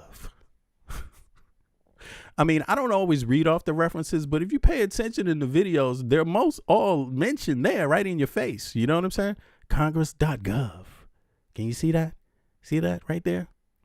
H.R.44.05. There it is. Oh, you can't really see that part on the screen. Hold on. Why couldn't you? Oh, it's because I'm blocking that out. Is it because of me? All right. Well, don't worry about that. It's there. You can see the Congress.gov part though, right? There you go. See, I'm up here. Here you go. Now, they also need to submit justification to Congress. Damn. That's 2 parties they have to submit justification to. Okay. They have to do it in the Federal Registry, and they have to submit it directly to Congress so Congress is aware. Like, they can't be doing no slippery stuff, even though Congress is going to be aware anyway. They're going to be following this shit, looking for names, looking for, somebody's ass to kick all over the place. And duly noted. Thank you. Please kick ass. Go right ahead. Okay, let's see here. Declassification requirement. For information that's classified, the Attorney General is who is that? Who's that? Who's the Attorney General? Bondi, right? Yeah, she's not. Did you see her eyes? We're gonna look into this too. Her eyes wasn't looking too good the other day when she went out in front on the White House in the press secretary in the press office. Like, she looked like she had some serious bags. Like, she didn't sleep in some 48 hours. Like, straight up. I'm pretty sure about that. I don't know, obviously, but my guess would be that. For information that's classified, the Attorney General, Bondi, you listening? The Attorney General is required to declassify as much as possible. Okay, well, there it is, Congress.gov. If they decide not to declassify certain info because of national security concerns, they must provide an unclassified summary for that information. God damn, you are be damned. You are be damned. Click the like button, y'all. This is some shit right here. Please, take this segment. If you know how to do a remix it to your short feed on YouTube, remix it, share it with others in your social media. This particular part, clip this shit, because this is a banger right here. Like, this is exactly what was prescribed, what the doctor prescribed for a corrupt ass government. If they decide not to declassify certain info because of national security concerns, they must provide an unclassified summary for that information. You know what this means? See, the Senate passed this shit without, they were like, fuck this, just let this shit pass. I don't even want to read it. They were like, just let it be. Let it be. Let it be. You know what that means? That means those senators, they didn't want to say it. They didn't want to go on record. That's what it is. They didn't want to go on record. But they was like, fuck Trump. Because if they wanted to put up opposition, they could have, and they didn't. So they're burying Trump right here. They're burying Trump. I mean, that's what it looks like to me. Like, because you could at least have read this shit and voted on it. But they were like, look, 214 Democrats played a role in writing this shit. We know that they're going to be coming after every fucking body comprehensively. You know what? Fuck it. Let it pass. No opposition. And, they could take it to Schumer. They could say, blame the shit on Schumer. Nah, this ain't no blame the shit on Schumer moment. Schumer gets blamed for a whole lot of stuff. This is not a blame. This is a blame you. You didn't fight for Trump, and Trump knows it. And, it is what it is. You know what I'm saying? And by the way, thank you for not, even though I think y'all fucked up for not doing a disposition, maybe your life is under threat. Maybe your economy is under threat. Maybe there's another component to why you didn't want to do the thing that the 214 Democrats did in the beginning. The Democrats the Republicans in the Congress, fuck y'all. You all are fucked up, all except for. But the Senate is another thing. The Senate doesn't swing the same way. And the Senate abandoned Trump. They were like, man, we ain't capping for no motherfucking pedophiles. Let it be. And that's exactly what's happening. Bottom line, the answer to your question, yes, there's a component in the bill that requires unredacted disclosure to congressional judiciary committees. Specifically, the list of named government officials and politically exposed persons must be unredacted in the report. However, not all documents are guaranteed to be completely unredacted. The law allows redactions in certain circumstances: victim, privacy, ongoing investigations, classified material. But these redactions must be justified and reported. They must be explained, and they must be entered into the Federal Registry, and they must be explained to Congress. Wow. I like that. Thank you very much, 214 congressional members, 4 Republicans in the Congress for doing your job. Thank you to the Senate for doing your job and saying our hands are washed of this. Fuck this. No more. I can't be dirtied up with this bullshit. Like, thank you for doing that. And I hope that's clear to everybody. You feel the references were there. If you disagree, congress.gov. So you can always review this. But to me, it sounds like you ain't running and you can't hide. Like, what's that song? What is that song? You can't run in. Bad boys, bad boys. This ain't even the song I'm talking about, but what you gonna do? What you gonna do when they come from you? Bad boys, when they come for you. Bad boys, bad boys. What you gonna do? What you gonna do when they come for you? Run. Drunk ass congressman, pedophile congressman running. Da, da, da, da, da, da, da. Corrupt politician looking after little girls on video. Yeah, they're coming for you. Bad boys, bad boys. Wow, I like that. But thank you, government representatives, for finally doing your mother effing job you get paid for every day by somebody that goes to fucking work. Every hour. Thank you for thinking about that, who you represent. Now let's get on to the rest of the news. There's a whole lot of news out there, and it's running. And this is all in the last 24 hours, and some of it's going to be 40 in the last 48 hours. But it's just because I've been a little late. I couldn't do the stream yesterday at the planned time. So Picking on the release of the DOJ's files on convicted pedophile and former friend of Donald Trump, Jeffrey. Do me a favor, click the like button and subscribe if you haven't subscribed. But click the like button for me. Epstein, after Trump announced that he had signed the bill late last night on social media, writing this, quote, "This latest hoax will backfire on the Democrats just as all of the rest." Oh, yeah, we get into what are the illegal orders. We're coming back to that. That was mentioned earlier in the program today, but we're getting back to that in a more defining manner. So Have. Thank you for your attention to this matter. The bill orders that the files be released within the next 30 days. Hold on for a second. Attention to this hoax will backfire on the Democrats. Look at this. Trump called this a hoax. Can y'all believe this shit? Trump is still calling this a fucking hoax. Like, what's wrong with this dude, man? What's wrong with Trump? He doesn't realize Trump never learns, y'all. Trump never learns. He doesn't learn. He doesn't learn at all. This is crazy. This is crazy. Trump does not learn. The latest hoax will backfire on the Democrats. Oh my goodness.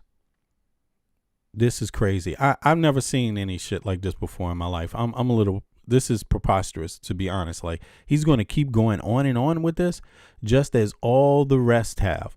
Thank you for your attention. Doesn't that sound very, very narcissistic? Doesn't that sound very, very narcissistic? Like, what the hell is up with this guy, man? He turns against himself. He turns against himself every time, yo. He doesn't give himself a break.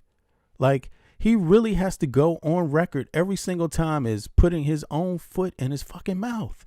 Like, this is serious shit. And look, what's even better, I think this is what the Senate did that was correct.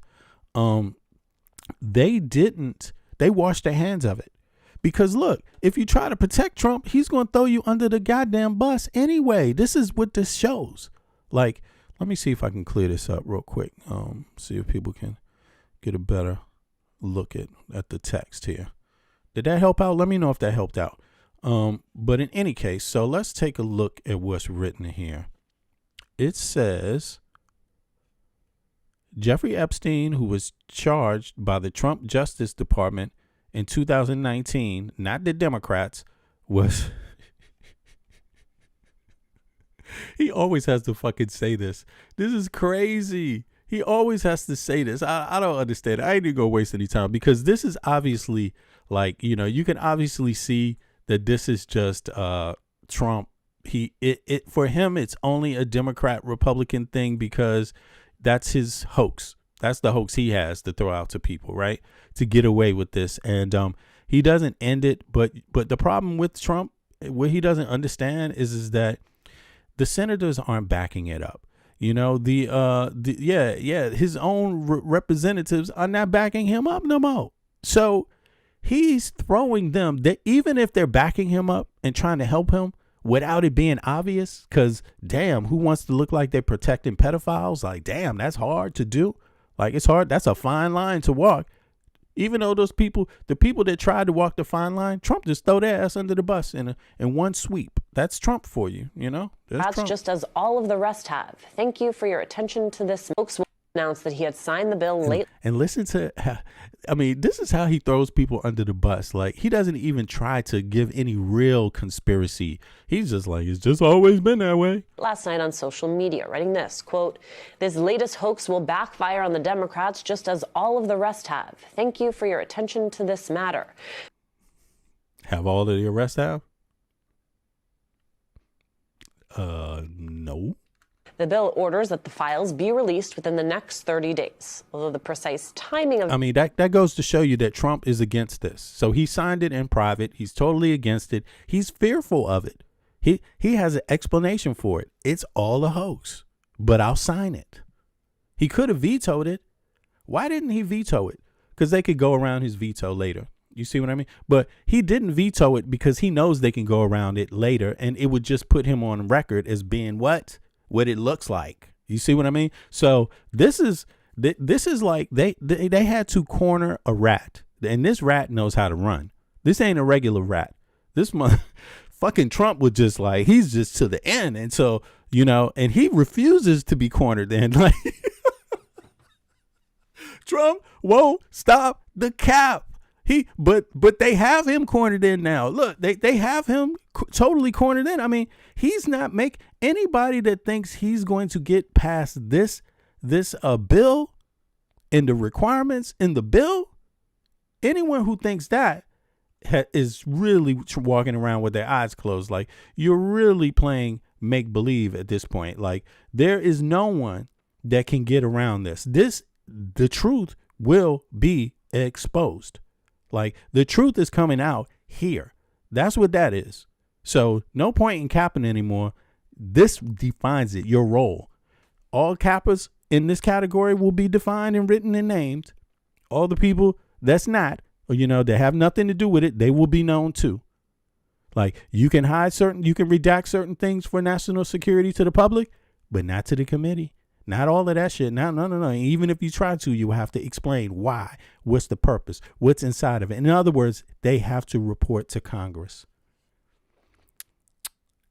Okay. That release still unclear, as is whether the Trump administration will attempt to withhold them. As the New York Times notes, quote, Mr. Trump's signature does not guarantee the release of all the files. The bill contains significant exceptions, including a provision protecting continuing investigations, which could mean many documents would stay confidential. In a statement, the family of Virginia Giuffre wrote this, quote, this work is not finished. Every name must be revealed, regardless of power, wealth, or party affiliation. For Virginia, her sisters, and survivors across the world, this is a momentous step towards a long overdue justice. We await the full release of the Epstein files from the Department of Justice eagerly, and we will not stop until the full truth is out. Let's bring in New York Times opinion writer and political analyst Mara Gay. Andrew Weissman is back with Virginia Giuffre. She was one of the victims that ended up taking her own life months ago. You know, due to this. That's how much of a how difficult this was for her and many of the victims. You know, there's a lot of victims that disengaged. The ones that you saw on the Capitol grounds, they're not even the only ones. You see what I mean? And a lot of them have been, according to their testimonies, been under threat. Lives have been under threat. Families have been under threat. Like, it really took a lot for her and the other victims to stand up. Sorry about that. To stand up. It took a lot for them to stand up. And there's many that still just don't want to be seen or known due to threat, you know, so. Comes next year. Well, there's very good reasons for people to be cynical about whether this administration is going to reveal everything. Why do I say that? Because in this particular situation, it doesn't require Congress to have done anything. The President of the United States can simply order the release of everything in those files.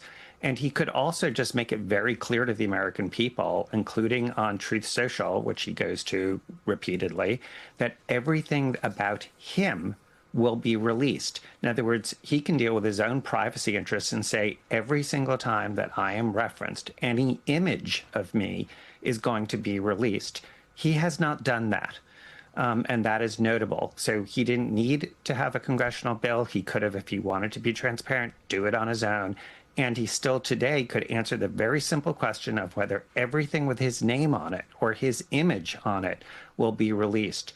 Let me give you an example. Senator Whitehouse asked Pam Bondi about reports that there was an image in the Epstein files, just a report. He didn't say it's true or not, but a report of President Trump with young women who were half naked, and asked whether Pam Bondi had seen that. And she refused to answer that question, was notably silent in spite of being asked that question twice. And the question is, will we know that? Yo, hold on. Somebody wrote in the chat, which Jew is this? What is that all about? Why you write that? You know, look, I'm not Jewish myself. I don't know what the context of that would be, you know, unless it's anti-Semitic. But you should not do that. Don't do that anymore, Vinny. Yeah, and also this has nothing to do with any particular race, religion, color, gender, sexual orientation. If you've been following what's been happening, you would know that, Vinny. So don't do that again. Because in my view, that's an anti-Semitic comment. And if I find that to be the case, you know, maybe it's an accident, I'm going to block you from my page, like, period. You know what I mean? And I have more power to block than even the mods. So, you know, you're going to have to get another account if you want to watch my programming from there. So just to make it clear, and that goes for, you know, trying to disparage any people based on their religion or ethnicity or gender, sexual orientation, nationality, religion, that kind of stuff. So in any case, let's go on.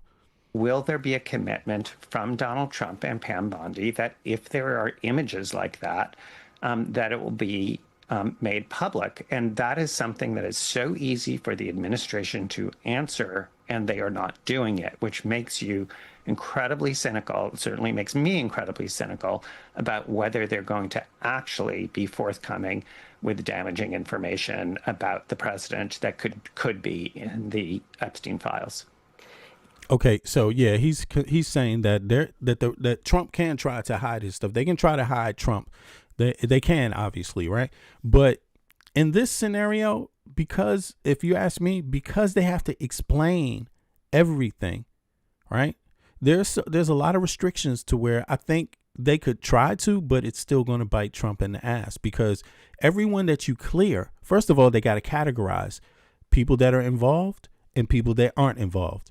They have to classify those groups, and they have to follow forward and say, you know, how many are classified, how many are not classified, into groupings. So what they turn into Congress has to be organized and explained. And so when you go through this stuff and you see a whole lot of redactions of Trump's names, I don't think ultimately that's going to help him too much. Well, I'll put it to you this way. In terms of Congress and the Senate impeaching him, it's not going to help.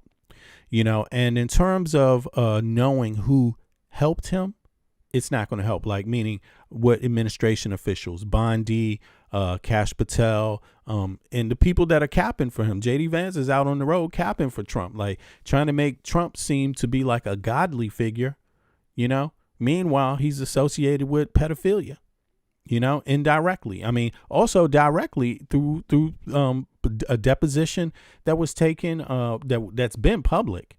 You know what I mean? So you are going to harm yourself trying to cap for Trump. Trying to help Trump from this point on is going to harm your career if you are in government. Like, straight up.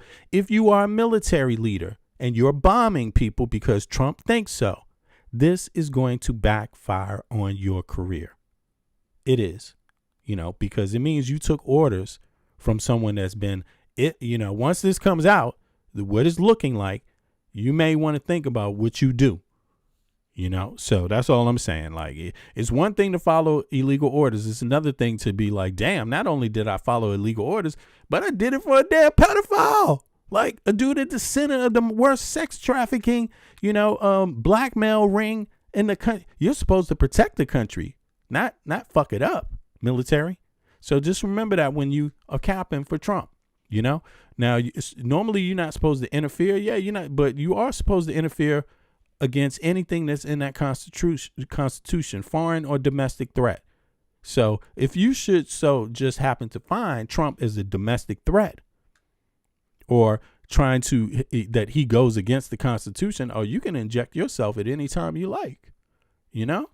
The reason this story continues to stay in the headlines is in part because of the work of survivors who have been on a multi-decade crusade to ensure that there is justice here, to make this bigger than partisan politics, in part because Democrats on the House Oversight Committee have been beating this drum over and over, and because there were MAGA loyalists who decided that they were going to go to the mat.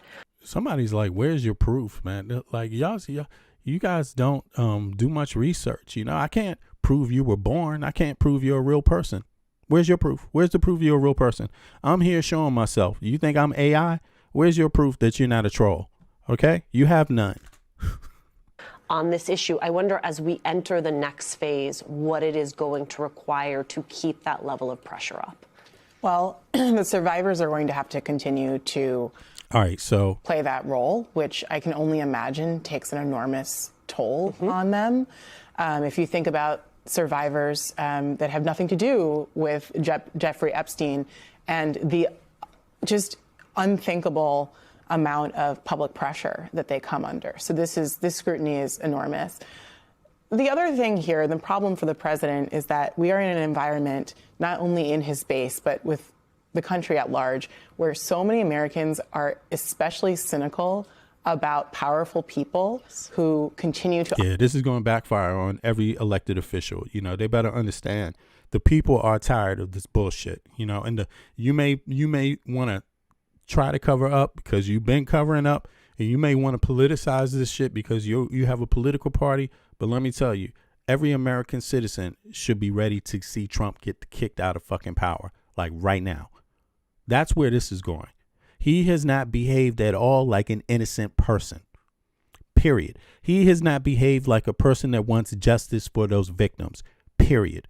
Or clarity to the American people. That is enough. You can't have a president like that. Period. That is a pure sign that something is terribly, terribly wrong in the executive branch. And what that terrible could be is likely very criminal. So don't overlook the signs, you know. But in any case, let's move on now. Let's see here. Let's move on. Where is this at? Boom. Let's see here. Ridiculous person, but okay, here we go. So, you know, Michael Wolff, he's been having to explain some of the reasoning behind his reporting, but also what you could expect from people, the public, like what the public needs to engage in. So let's is just enthralling, exasperating, and potentially terrifying. So moving on. Moving swiftly on. So today we're going to definitely cover, we have to come to, we're obviously going to start with Epstein, but we have to at some point make sure we leave enough time to delve into. Let me guess what you're going to say. Who do we want to delve into? And I would guess that it would be the most ridiculous person at today in the Trump administration. And every day there's a new ridiculous person, but this person has got to take the cake, Lindsay Halligan. Who you have been flagging for the last few months as singly the most incompetent lawyer, as you point. Right. So here's the thing. At the same time, Trump has been not trying to release the Epstein files. He's been going after people and, you know, who actually have been associated with Biden, right? Who were part of an administration that did prosecute people associated with Epstein. Now, from what we've been told, what the public's been told, I don't know how many people heard it, is that there were still ongoing investigations. And just the fact, when you have two things, ongoing investigation, and when you have what do they call it? A person's been found guilty and then they go back to court to have it seen or overturned by the court. What is that? When in any case, when either two of these things are happening, you don't release information is not being released. All the information you have is not. It's only when none of those things are happening that the public gets to see all the stuff. Right. And so Trump announced that none of those things were happening. That's what Pam Bondi said. She was like, that's it. Nothing else. That's what Kash Patel said. Nothing else. No other crime from what we've seen. There's nothing else that says that there's a crime. Any other crime. No other person involved. Nothing. Period. Not even Maxwell. Nothing else to her. So that means you can release the documents at that point.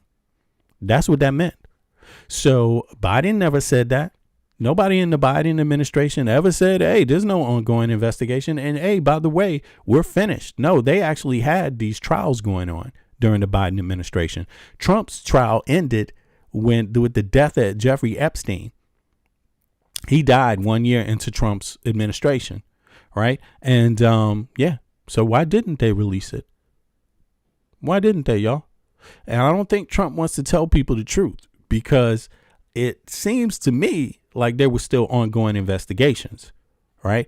And Trump just doesn't want to say that. But for sure, they have said under the Biden administration, there was ongoing investigations, and there was also these appeals going on. Yeah, that's the word I'm looking for. There were appeals.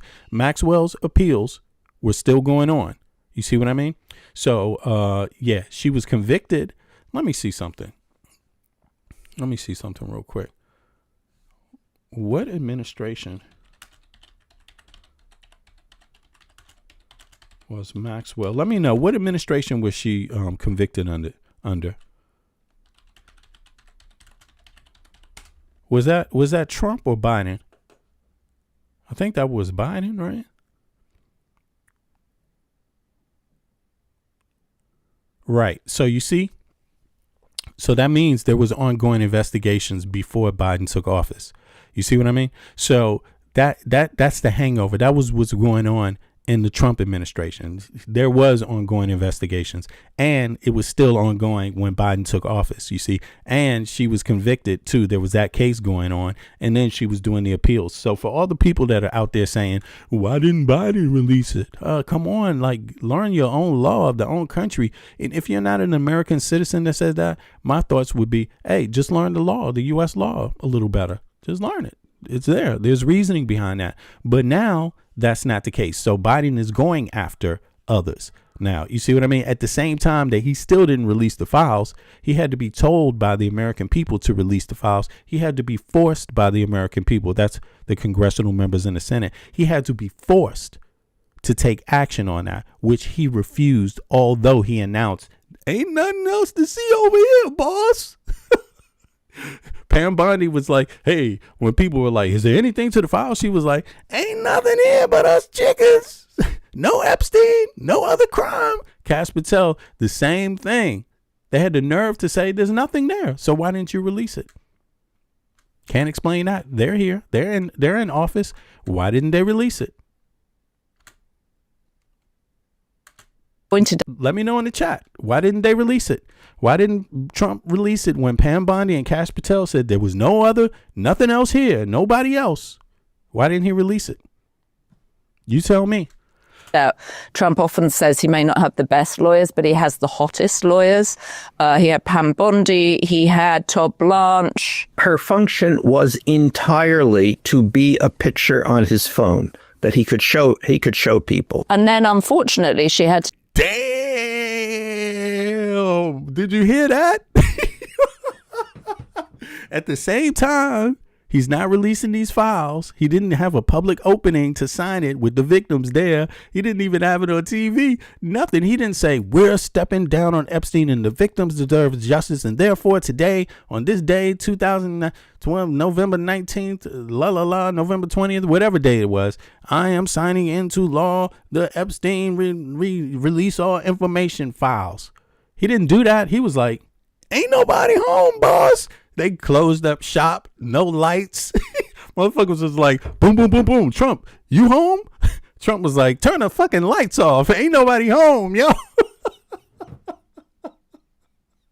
At the same time he's doing this shit, this is what's going on. To turn into a working lawyer, and she's hottest lawyers. He had Pam Bondi. He had Todd Blanche. Her function... Is Pam Bondi hot? was entirely to be a picture on his phone. Her function... What did he just say? Was entirely to be a picture on his phone. Who are they talking about? Her function was entirely to be a picture on his phone. The attorney going after, who is this? I think she was going after Comey. Is it Comey she's going after? She got no experience. This is crazy. So at the same time, Trump he still hasn't released the files. He didn't do it wantingly. He had to be ordered to do it. At the same time, he's hiring Barbies out there to prosecute career Justice Department officials. Like, what the fuck? That he could show people. And then, unfortunately, she had to turn into a working lawyer, and she's proved her a staggering incompetence, and of course, absolutely no match for James Comey and his lawyer. Let's come back to that. Yeah, because it's really worth. Let's not deliver the whole punchline here. Okay. Michael Wolff, he just tells it all. Okay. All right. So let's start with the Epstein files. And where are we? We know there was a unanimous vote, which happened just after we recorded on Tuesday. Big up to the UK. What's up, y'all? Now what happens? Will we see the Epstein files? I think that the answer is no. At least... Damn! I think that the answer is no. At least we will not see the full Epstein files. We will not know what we haven't seen in the Epstein files. That whatever this legislation, whatever the point of this legislation, it is effectively leaves control of the Epstein files and what will be released from the Epstein files in the hands of the White House. And obviously, although in that Trump jujitsu. He is now saying he directed the release of the Epstein files. What we, of course, know is that he has. Trump directed the release of the Epstein files? Yeah, after having your arm twisted, like, damn, 10 months in office? Whatever happened to day one? You know, that goes to show you, if you ever make a deal with Trump, understand, one day means a fucking year, maybe. If not, a year later, he'll be trying to figure out a way not to do the job. Done everything possible. Yeah, well, you know, I don't think they're going to be that effective in covering it up. You know, I'm not as pessimistic as Michael Wolff or most people, to be honest with you. I'm not that pessimistic. But I understand the cynicism, because you're dealing with a government right now, a Trump administration, that if they could find a way, they would. They're definitely out there, as it seems like it, at least to me, that they would be out there looking to find a way to stop anything that they can stop. But I contend all they're going to do is bust themselves in the end. Yeah, I think it's pretty much over for them. It's like a rat in the corner. Like, what do you do? But there's nothing left to do, really. There's nothing left to do. This is it. You hide something, whatever you release, it doesn't matter. You have a crazy man in office every day of the week that's going to continue to show you that he's guilty about something. A whole lot of shit. He's going to show you that this guy doesn't operate straight. So at the end of the day, whoever you're doing your job for is that crazy fuck. Like, that can't be good in any way, shape, or form. And you could try to make it about, well, that's what the law called for. That's what I had to do. I had to do my job. I was told to do this. Nah, that doesn't work either. That's some bullshit. That's bullshit. Okay. You know what you're doing, and you know it's going to affect millions, hundreds of millions of people, the outcome of this. You know that the country has been harmed. You know that Trump has basically, it looks like he's being blackmailed. You know that. You know that. You know Russia has said they have access to that information. You know that. It's been made public. You know that. You know that at one time you said no one else was involved, and now all of a sudden you're saying something else. Like, what is it that Pam Bondi was saying last? She was saying she was saying some shit like, hold on, what was Pam Bondi saying? 2 seconds. Mr. President, 1 week. What was she saying? She was saying this. You're saying that the files would not release. Mentioned the fact that the review of the documents and the evidence did not suggest that any additional investigation of third parties was warranted. What changed since then that you launched this investigation? Information that has come for information. There's information new information, additional information, and again, we will continue. Information that has come for information. There's information new information, additional information, and again, we will continue. Epstein files. Right. So, does the new investigation by the Southern District of New York, U.S. Attorney. Nobody is going to be fooled by that. You know, whoever withholds anything, it's this person who's doing it. Just keep that in mind. It's this person who's doing it. It's not somebody else. It's not Obama. It's not, Joe Biden. It's not Comey who's answering questions like this. Any redactions will be made by this person. Attorney prevent the department from releasing all of the remaining files. So we have released over 33,000 Epstein documents to the Hill, and we'll continue to follow the law. Releasing all of the remaining files. So we have released over 33,000 Epstein documents to the Hill, and we'll continue to follow the law and to have maximum transparency. Look at his goddamn eyes. We will all victims to come forward. Let's hear that one more time, just to be clear who we're talking about. Earlier this year saying that the files would not release. Mentioned the fact that the review of the documents and the evidence did not suggest that any additional investigation of third parties was warranted. What changed since then that you launched this investigation? Information that has come for information. There's information new information, additional information, and again, we will continue. Information that has come for information. There's information new information, additional information, and again, we will continue. The Epstein files. Now, Kash Patel's does eyes. the new investigation by the Southern District of New York U.S. Attorney prevent the department from releasing all of the remaining files? Look at Kash Patel's we have eyes. released over 33,000 Epstein documents to the Hill, and we'll continue to follow the law. Releasing Keith, all watch of this. the remaining files. So we have released over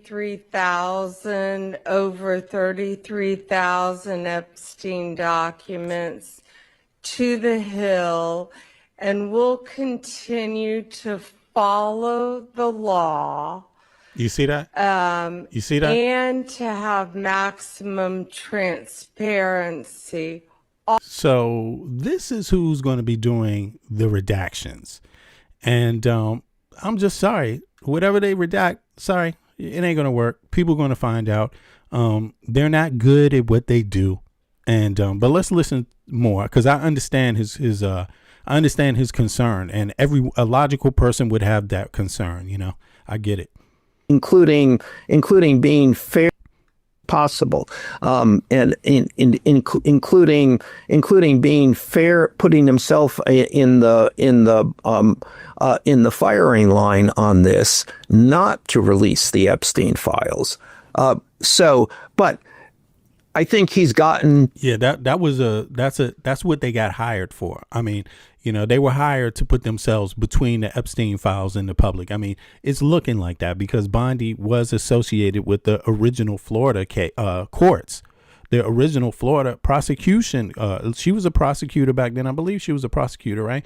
But in any case, she was in Florida. Yeah, she was working for the DA back then. She wasn't the top of the DA, but she was. Now, Acosta fumbled that shit, that whole investigation. That was like, basically, they told Epstein, hey, man, you can your punishment for one child you tried to solicit for prostitution. That's what he got charged with. One, you can just have some tea and go, and we'll make it go away.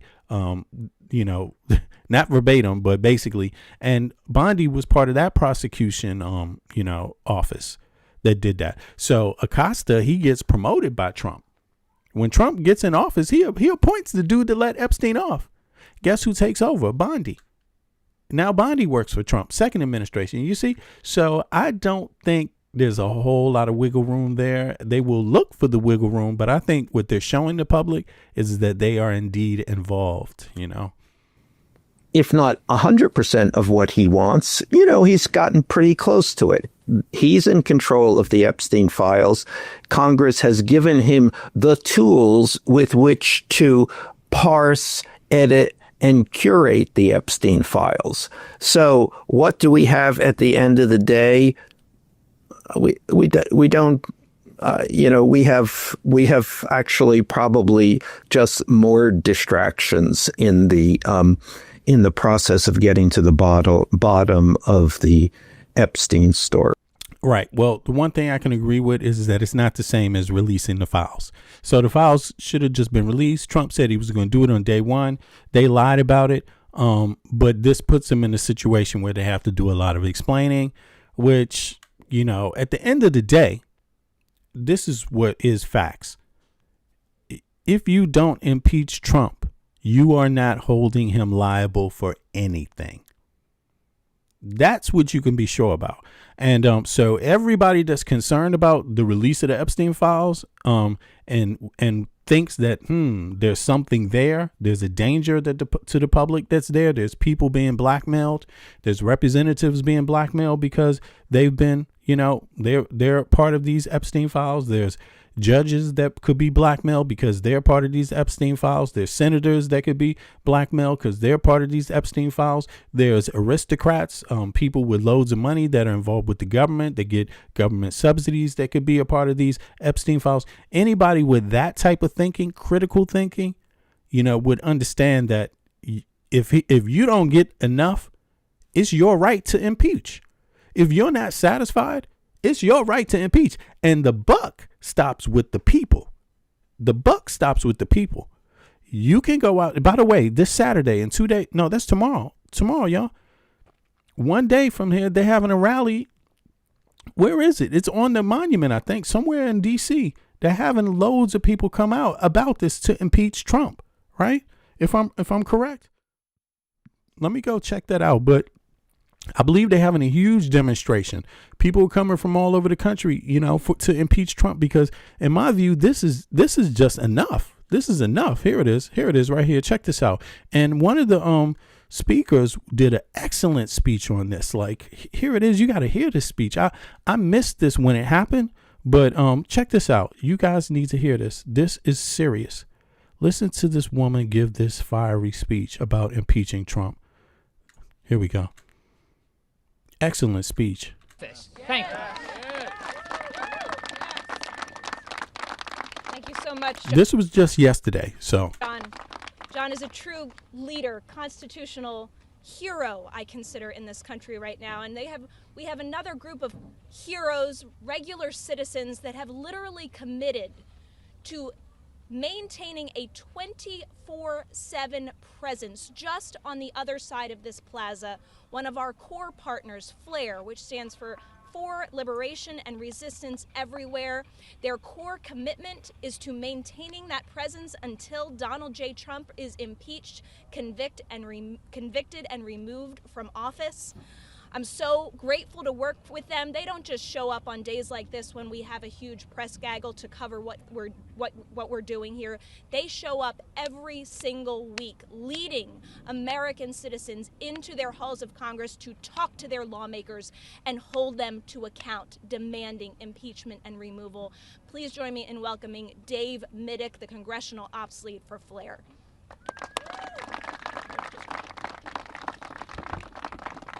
Thank you for being here. My name is Dave Middick, and I am the Hold Congressional on for a second. Is this her speech? Sorry about that. Hold on. Or did I miss it?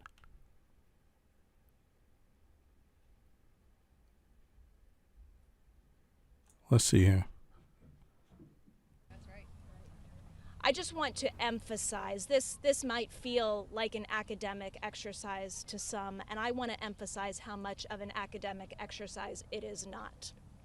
The people that you see standing here, the people that traveled across this country from every state in the union to be with us here today, are literally standing in the breach between this progression towards a more perfect union and freedom that we have been on for 250 years and the demolition of American democracy.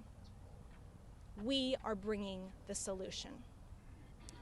I want to make it extremely clear that every single member of Congress in this building behind us that does not support impeachment and removal now is complicit in the demolition of American democracy.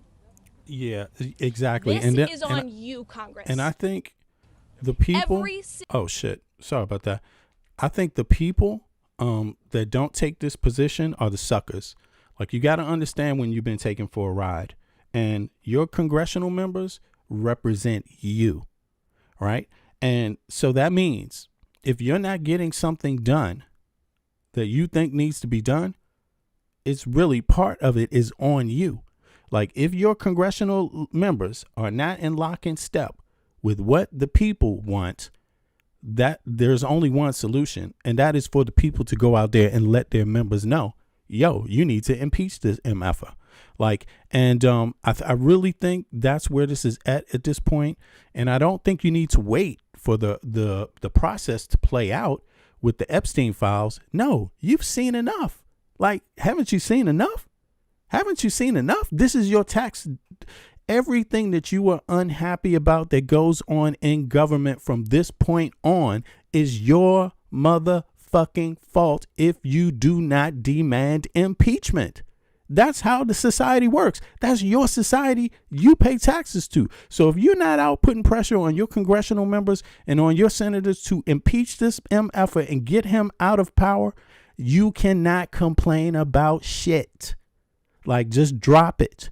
You see what I mean? Like, you can't have it both ways. You can't say, oh, yeah, it's on these people. These people ain't do this right. Well, get your ass out there and demand that they do something right. Get out there. It's your life. You like the taxes you pay?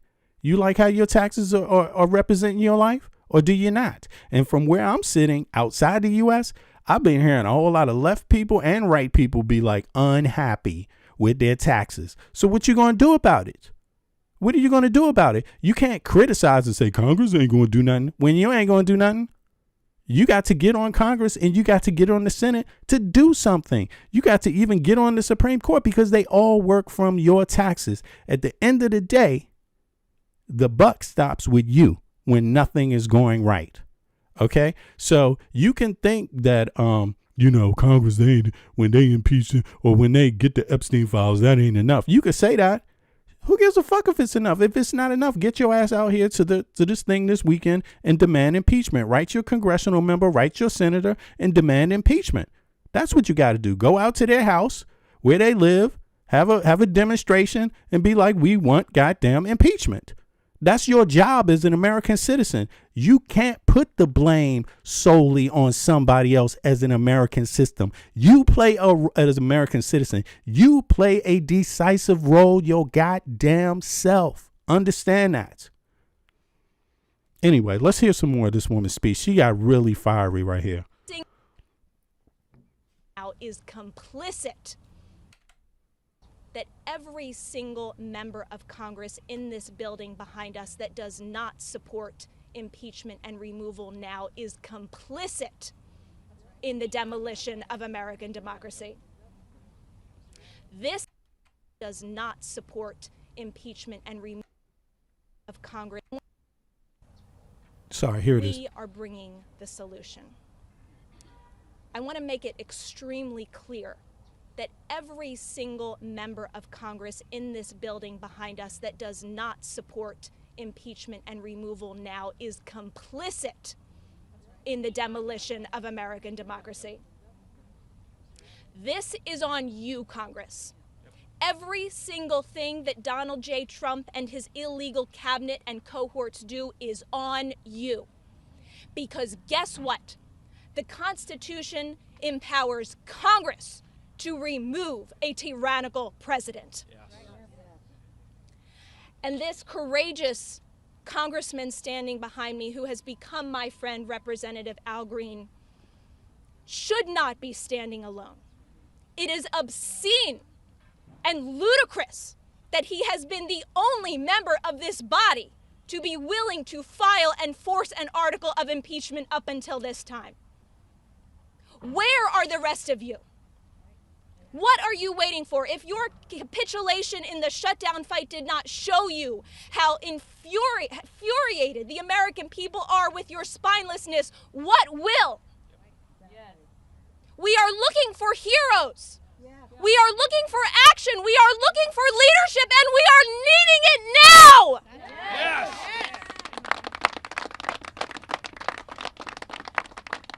Now, as much as I adore who has become my friend, Representative Al Green, I'm even hard on him. I'm even hard on him because I want him to bring more articles of impeachment. And I feel terrible that I have to put it all on this one man. We are contacting other offices. Where are you? Yeah, American people, you need to get ahead of the program. Like, don't just let it be on the elected officials. Sure, they play a primary and serious role in this, right?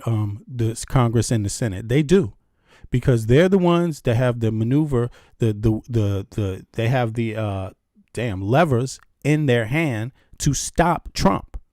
And every second that they do not, they're complicit with what is going on right now today, in all ways. all of his administration's faults.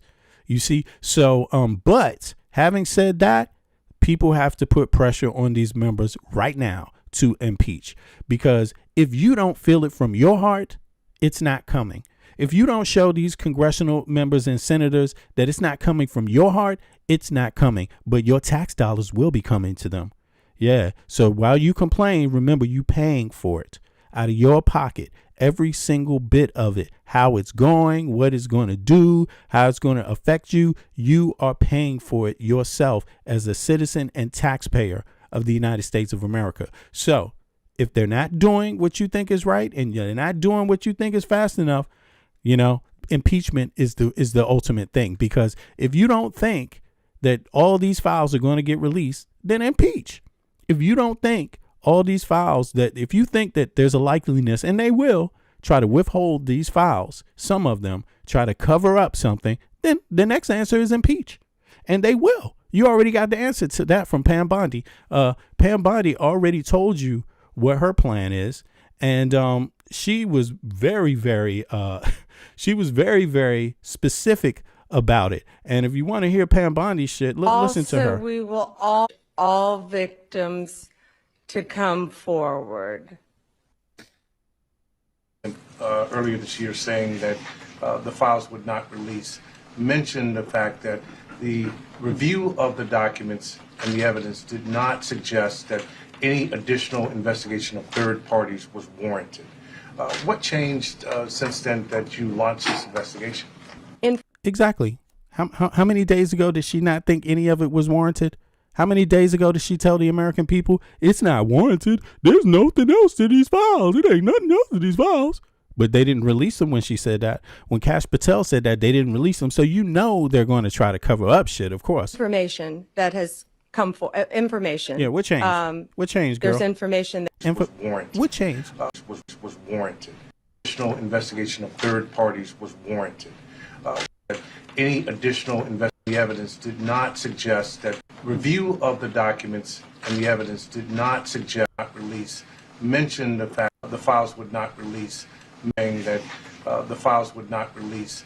Mentioned the fact that the review of the documents and the evidence did not suggest that any additional investigation of third parties was warranted.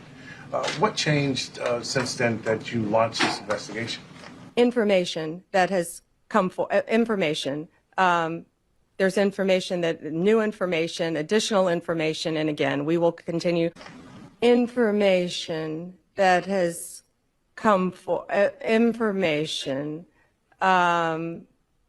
There's information new information, additional information. Damn, how many types of goddamn information is there? New information, additional information, composite information, what the hell? You know, she's like just all types of information. So you know they're not living up to the standards of good faith in the bill. They never have in any goddamn bill. So we know that. So if that's the case, and we know that's the case, and I know that's the case, then the only logical answer is impeachment, right here. That's the only logical answer. I'm actually for impeachment. I'm so happy that this woman took the time to get out there in the public and organize with these members of Congress and with others. Like your spinelessness, what will?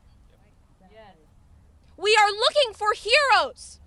We are looking for action. We are looking for leadership, and we are needing it now. Yes.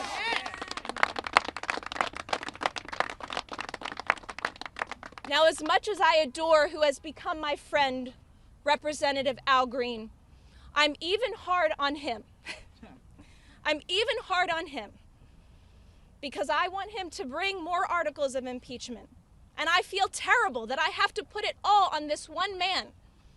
We are contacting other offices. Where are you? Why are you not responding to the people's demands? But I asked Congressman Green when he came here with us today if he would make a commitment to you. And because he is a man of honor and a man of courage, he has an announcement to make for you today, and I, with great pleasure, Yeah, so the announcement is that they're having a demonstration here, and it is tomorrow actually, yo. So it's Saturday, right? So inquire about that if you want to go there. It's going to be out. I'm not sure what the location is, but it is in D.C., Washington D.C., somewhere within vicinity of the White House. I believe it's the White House or the Capitol. But I'm going to look in a little more to that in 2 seconds. But yeah. Who knows where this is going, but this is your life. You pay taxes. You're the one that's fueling this by your labor every day, your blood, sweat, and tears, if you have a job, right? And the rest of you are on the side watching in pain or in happiness. But in either case, whether you're experiencing it or you're paying for it and you're experiencing it, if you don't like it, understand in the U.S. democracy, your word counts. You can demand from your congressional members and your senators that he be impeached and taken out of power, not just impeached in Congress, not just been, indicted and said, yeah, and found that, yeah, you've done these bad things, but have the Senate say, and you have to be removed from power. The Senate, that's their job. If they're not willing to do that, then I think the buck really falls on the Senate. The buck really falls. What happens here with the United States of America, each and every senator, it will be your fault how far you let this charade pass as an administration. It will be your fault. The damage that comes from every single individual's life at this point is on you.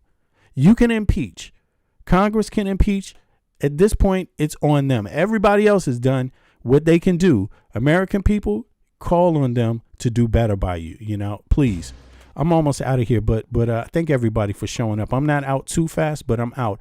If you haven't clicked the like button, please click the like button for me. And if you haven't subscribed so more people can be a part of the conversation. Occasionally I do some lives, and I will be doing more lives that are private. But for those of you that don't know, born and raised Washington, D.C., but as a grown ass man, I live outside of the U.S. So I bring some perspective that way. My family, both sides of my family are from the colonial period of the United States. And I'm an American citizen, only an American citizen. It's the only citizenship I've ever held in my life. And I'm proud to be an American, although I live outside of the U.S.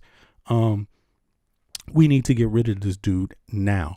But let's go over a few more things. We have breaking news, MS Now, with exclusive reporting that a federal grand jury in Maryland is now investigating 2 Trump administration officials, Federal Housing Finance Agency Director Bill Pulte and DOJ pardon attorney Ed Martin. Now, the investigation centers on whether they appointed unauthorized people to help with mortgage fraud investigations of California Democratic Senator Adam Schiff and New York Attorney General Letitia James. So again, we know Trump, at the same time he's trying to at the same time he said release the Epstein files, which he ain't still done yet. He's going after people that did. He's going after people that prosecuted crime, legitimate crime, real crime that went before 12 people to get a verdict, crimes that required 12 of your own peers say you guilty, MFer. This guy's been going after people that made convictions like that. He's even tried to send Maxwell to give her. We know the pardon's coming. We could guess that the pardon's coming. We don't know. We haven't seen it yet, but we can guess that the pardon is coming. We can guess that because he will have to do that before he's impeached. And people are leaning towards impeachment right now. Now, here's the thing. Not only while all of this shit is going on, he's out there prosecuting these people. He's out there. The Tate brothers, did you hear? His administration is implicitly involved in getting them released after they were arrested by the Romanian government. Like, this was news last year.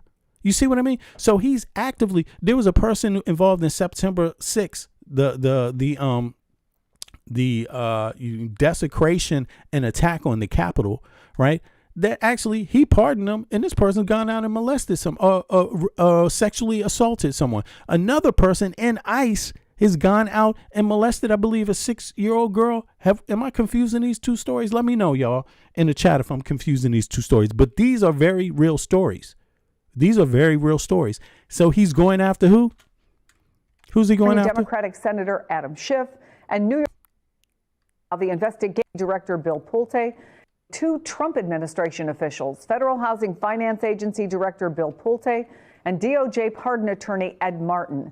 Now, the investigation centers on whether they appointed unauthorized people to help with mortgage fraud investigations of California Democratic Senator Adam Schiff and New York Attorney General Letitia James. Joining us with their exclusive reporting, MS Now's Ken Delanian and Carol Lenig. So, should I mean, this is just ridiculous. You see? So what are you supposed to do? You're not supposed to arrest people that commit fraud. You're not supposed to arrest people that commit rape and molestation. I mean, you're supposed to hold off on helping the public get to an end of any story about the Epstein files. Just completely just hold it off, even though you ran on it. That's exactly what Trump ran on when he tried to become president. This time when he was running for office, when he was still a candidate, he ran on releasing the files and then had all the people's support and then stopped it as soon as he got in office. Don't release the files. And have been making excuses ever since. I mean, is this the best you want for your life? Carol, let's start with laying out exactly what you've learned about this investigation. So, Chris, a federal grand jury in Greenbelt, Maryland, has begun subpoenaing records and documents, and FBI agents have begun interviewing individuals about the way in which Bill Pulte, the Federal Housing Finance Chair, and Ed Martin, a DOJ official who used to be the U.S. Attorney in Maryland before he was removed from that office, whether they have improperly designated or deputized individuals to participate in investigating alleged mortgage fraud. Now, Chris, you know that these mortgage fraud claims have been seriously criticized and questioned by career prosecutors who do not find that the evidence of mortgage fraud by either Letitia James or Adam Schiff, Senator Adam Schiff, have any real factual sufficiency to bring charges. Nevertheless, Bill Pulte has. But meanwhile, Maxwell, he's trying to get a. He's basically doing all his help for Maxwell, all the help a prisoner, a convicted, sex trafficker would want. He's getting that. The Tate brothers got all the help they could imagine. It's just ridiculous right now. But I'm going to stop. I'll be back later on today, y'all. I appreciate everybody for coming out. This is real talk, real conversation for adults. Most of the people that listen to the stream are like 35 and above, and a good amount of them are really like 45 and up to 65. I even had one viewer come out in the chat with 70. So this is real grown folks talk. I know that I curse a little, and for those that it offends, I'm sorry about that. That's just me spending my time. I don't get paid a whole lot to do this, but I put things out and I lay it out how I see it, and that's it. You see what I mean? Now, I don't think I do that much cursing now. I just try to, it's just who I am when I'm off from work. You know what I'm saying? Relaxing and kicking back and enjoying my free time. So on that note, I appreciate everybody that comes through. Do me a favor. Share the video. Tell others about it, because, again, I will continue to bring some perspective, some comparative information too on what it's like to be a U.S. citizen abroad. What do our taxes pay for? What do we get? What does everybody get for the taxes they pay versus what is life like in the U.S.? What do you get for the taxes you pay? How much money do you bring home after you pay your taxes and your expenses, your utility, housing, healthcare, and all of that? After you pay all that stuff, how much money do you keep in your pocket? Well, European citizens keep on average $1,000 more in their pocket after all their expenses and taxes are paid from their work than Americans do. These are things you should know. These are things that are critical to your life and making a decision. You see what I'm saying? What do you even get for your taxes? How much do you really pay? Are they telling you the truth about the amount of taxes you pay? Are they? Do you think they are?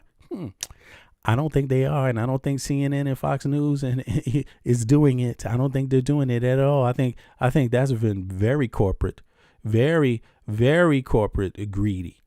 So on that note, I'm out. I appreciate everybody. I'm going to be back 6 hours from now, 7 hours from now. I mean, I hope I am, right? Because there's a lot to cover, and I didn't even get a chance to go into all of it right now. So, yeah. But I do appreciate y'all. I'll be back. Stay up. One. Enjoy your Friday, too. Stay alive, right?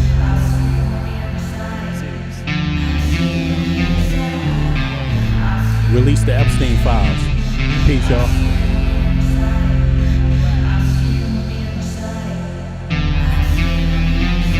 They want war. Crime babies looking for food. Starvation, the recipe. People subdued.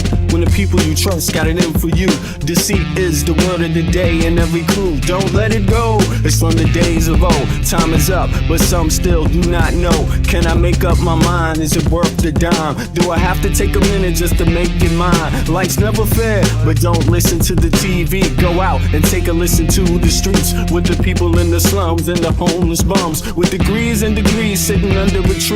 It's not easy in the world for the poor man, the one that brought you to reality. See, they don't want you to know about the black sheep. Even 7 roads to the 12 families all around the globe with an ancient code. Is it really asking a lot to say a death old? Cause we sitting on the earth looking back at extinct. And I'm standing on some ground that's about to sink. I ain't scared for a minute, I ain't about to blink. But I documented for the world what I see and think. Feel we on the call and I feel we on the break. All Congress gonna do is waste paper and ink. Vote or die. You voted and you'll die. You can have it both ways, can't say it's a lie. You can march all you want, but they playing you wrong. They only understand war, it's the same old song. They want war, all they really want is a war. Diversionary tactic to make the big score. The diamonds in the morning, you know they want more. But they wanna keep you low, so they manifest the war. War, all they really want is a war. Diversionary tactic to make the big score. The diamonds in the morning, you know they want more. But they wanna keep you low, so they manifest the war. Like a lotus coming out of the mud with colors, I create envy in those with power but jealous. I unify the poor with my song, the hell with the others. Descended the way they treat indigenous brothers. Cause I understand we link forever. They try to hate us even though that we keep it together. I'm not talking about controlling the air or the weather. I'm talking about maintaining the truth, the high endeavor. A rebel drops bombs in the midst of trouble. The free world counterattack and now there's double. But nature gets the shit in the way to settle. If you stop the machines for a minute you might hear. But they won't cause the TVs whisper in the ear. And capitalism has eyes that don't tear. And they cloud up and get crazy and won't steer. And like an ad, it's hard to get an ass to listen. Living like this is like living in prison. It's hard to keep hope when you're living in prison. The spiritual thoughts, so yes, the mental prison. The outside, yes, it's got to get through. Something's gotta die, so something here can live. Your life is nothing if you got nothing to give. Keeping the spiritual, yes, disguised as religion. Controlling your mind, the mental prison. They want war, all they really want is a war. Diversionary tactic to make the big score. The diamonds in the morning, you know they want more. But they wanna keep you low, so they manifest the war. War, all they really want is a war. Diversionary tactic to make the big score. The diamonds in the morning, you know they want more. But they wanna keep you low, so they manifest the war.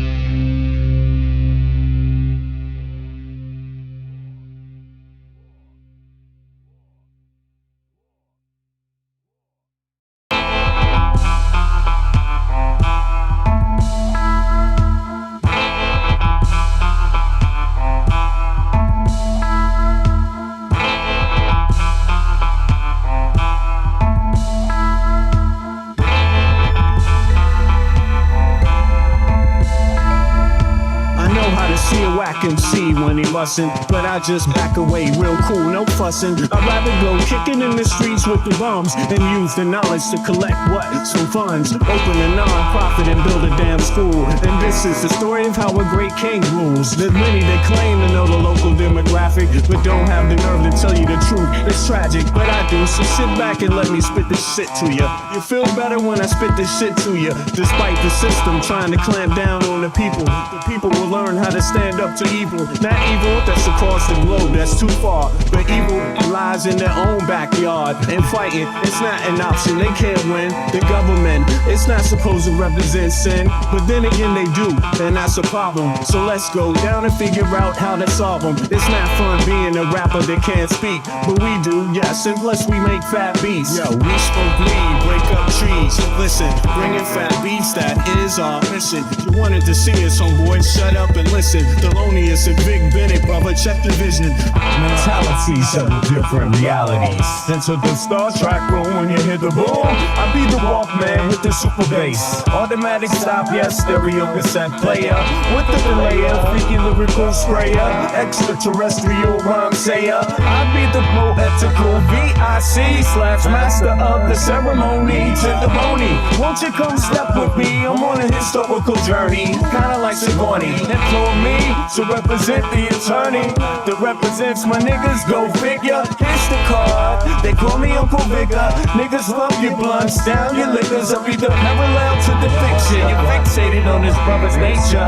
Relaxed behavior, I might save your change. Flip it, rearrange the whole concept. You was good for all your brain. Insane, psychotic, neurotic, black onyx, and hooked on phonics. Just atomic, it bleeds like a bonnet. Cut with the Asiatic, they all up on it. Rhyme static with the robotic type of skill. You wonder, is this nigga Vic really for real? It's still, but only necessary in the berry. I'm milk like dairy, they quite contrary. That's scary, but I'm a dog in the prairie. I scurry to grab my bones and just bury. Lyrical flurry, go get your secretary with impeccable dictions. My style might vary, so get a hold of your own shit real fast. Fucking with us, we take it right out your ass. Every dog chill while the other dogs howl. Too many dogs get sent to the pound. Back on the hill, me and my peeps just lounge. Prairie dogs, we keep it on the down. Splatter, don't like gun splatter. We try to climb a ladder, wicked men get better. They make it like splatter, but it really don't matter. Cause you know we coming back to our sons and our daughters. The father is the one who protects ya, and the mother, she will never neglect ya. To divine nature, the people respect ya, and in this way I deliver my lecture.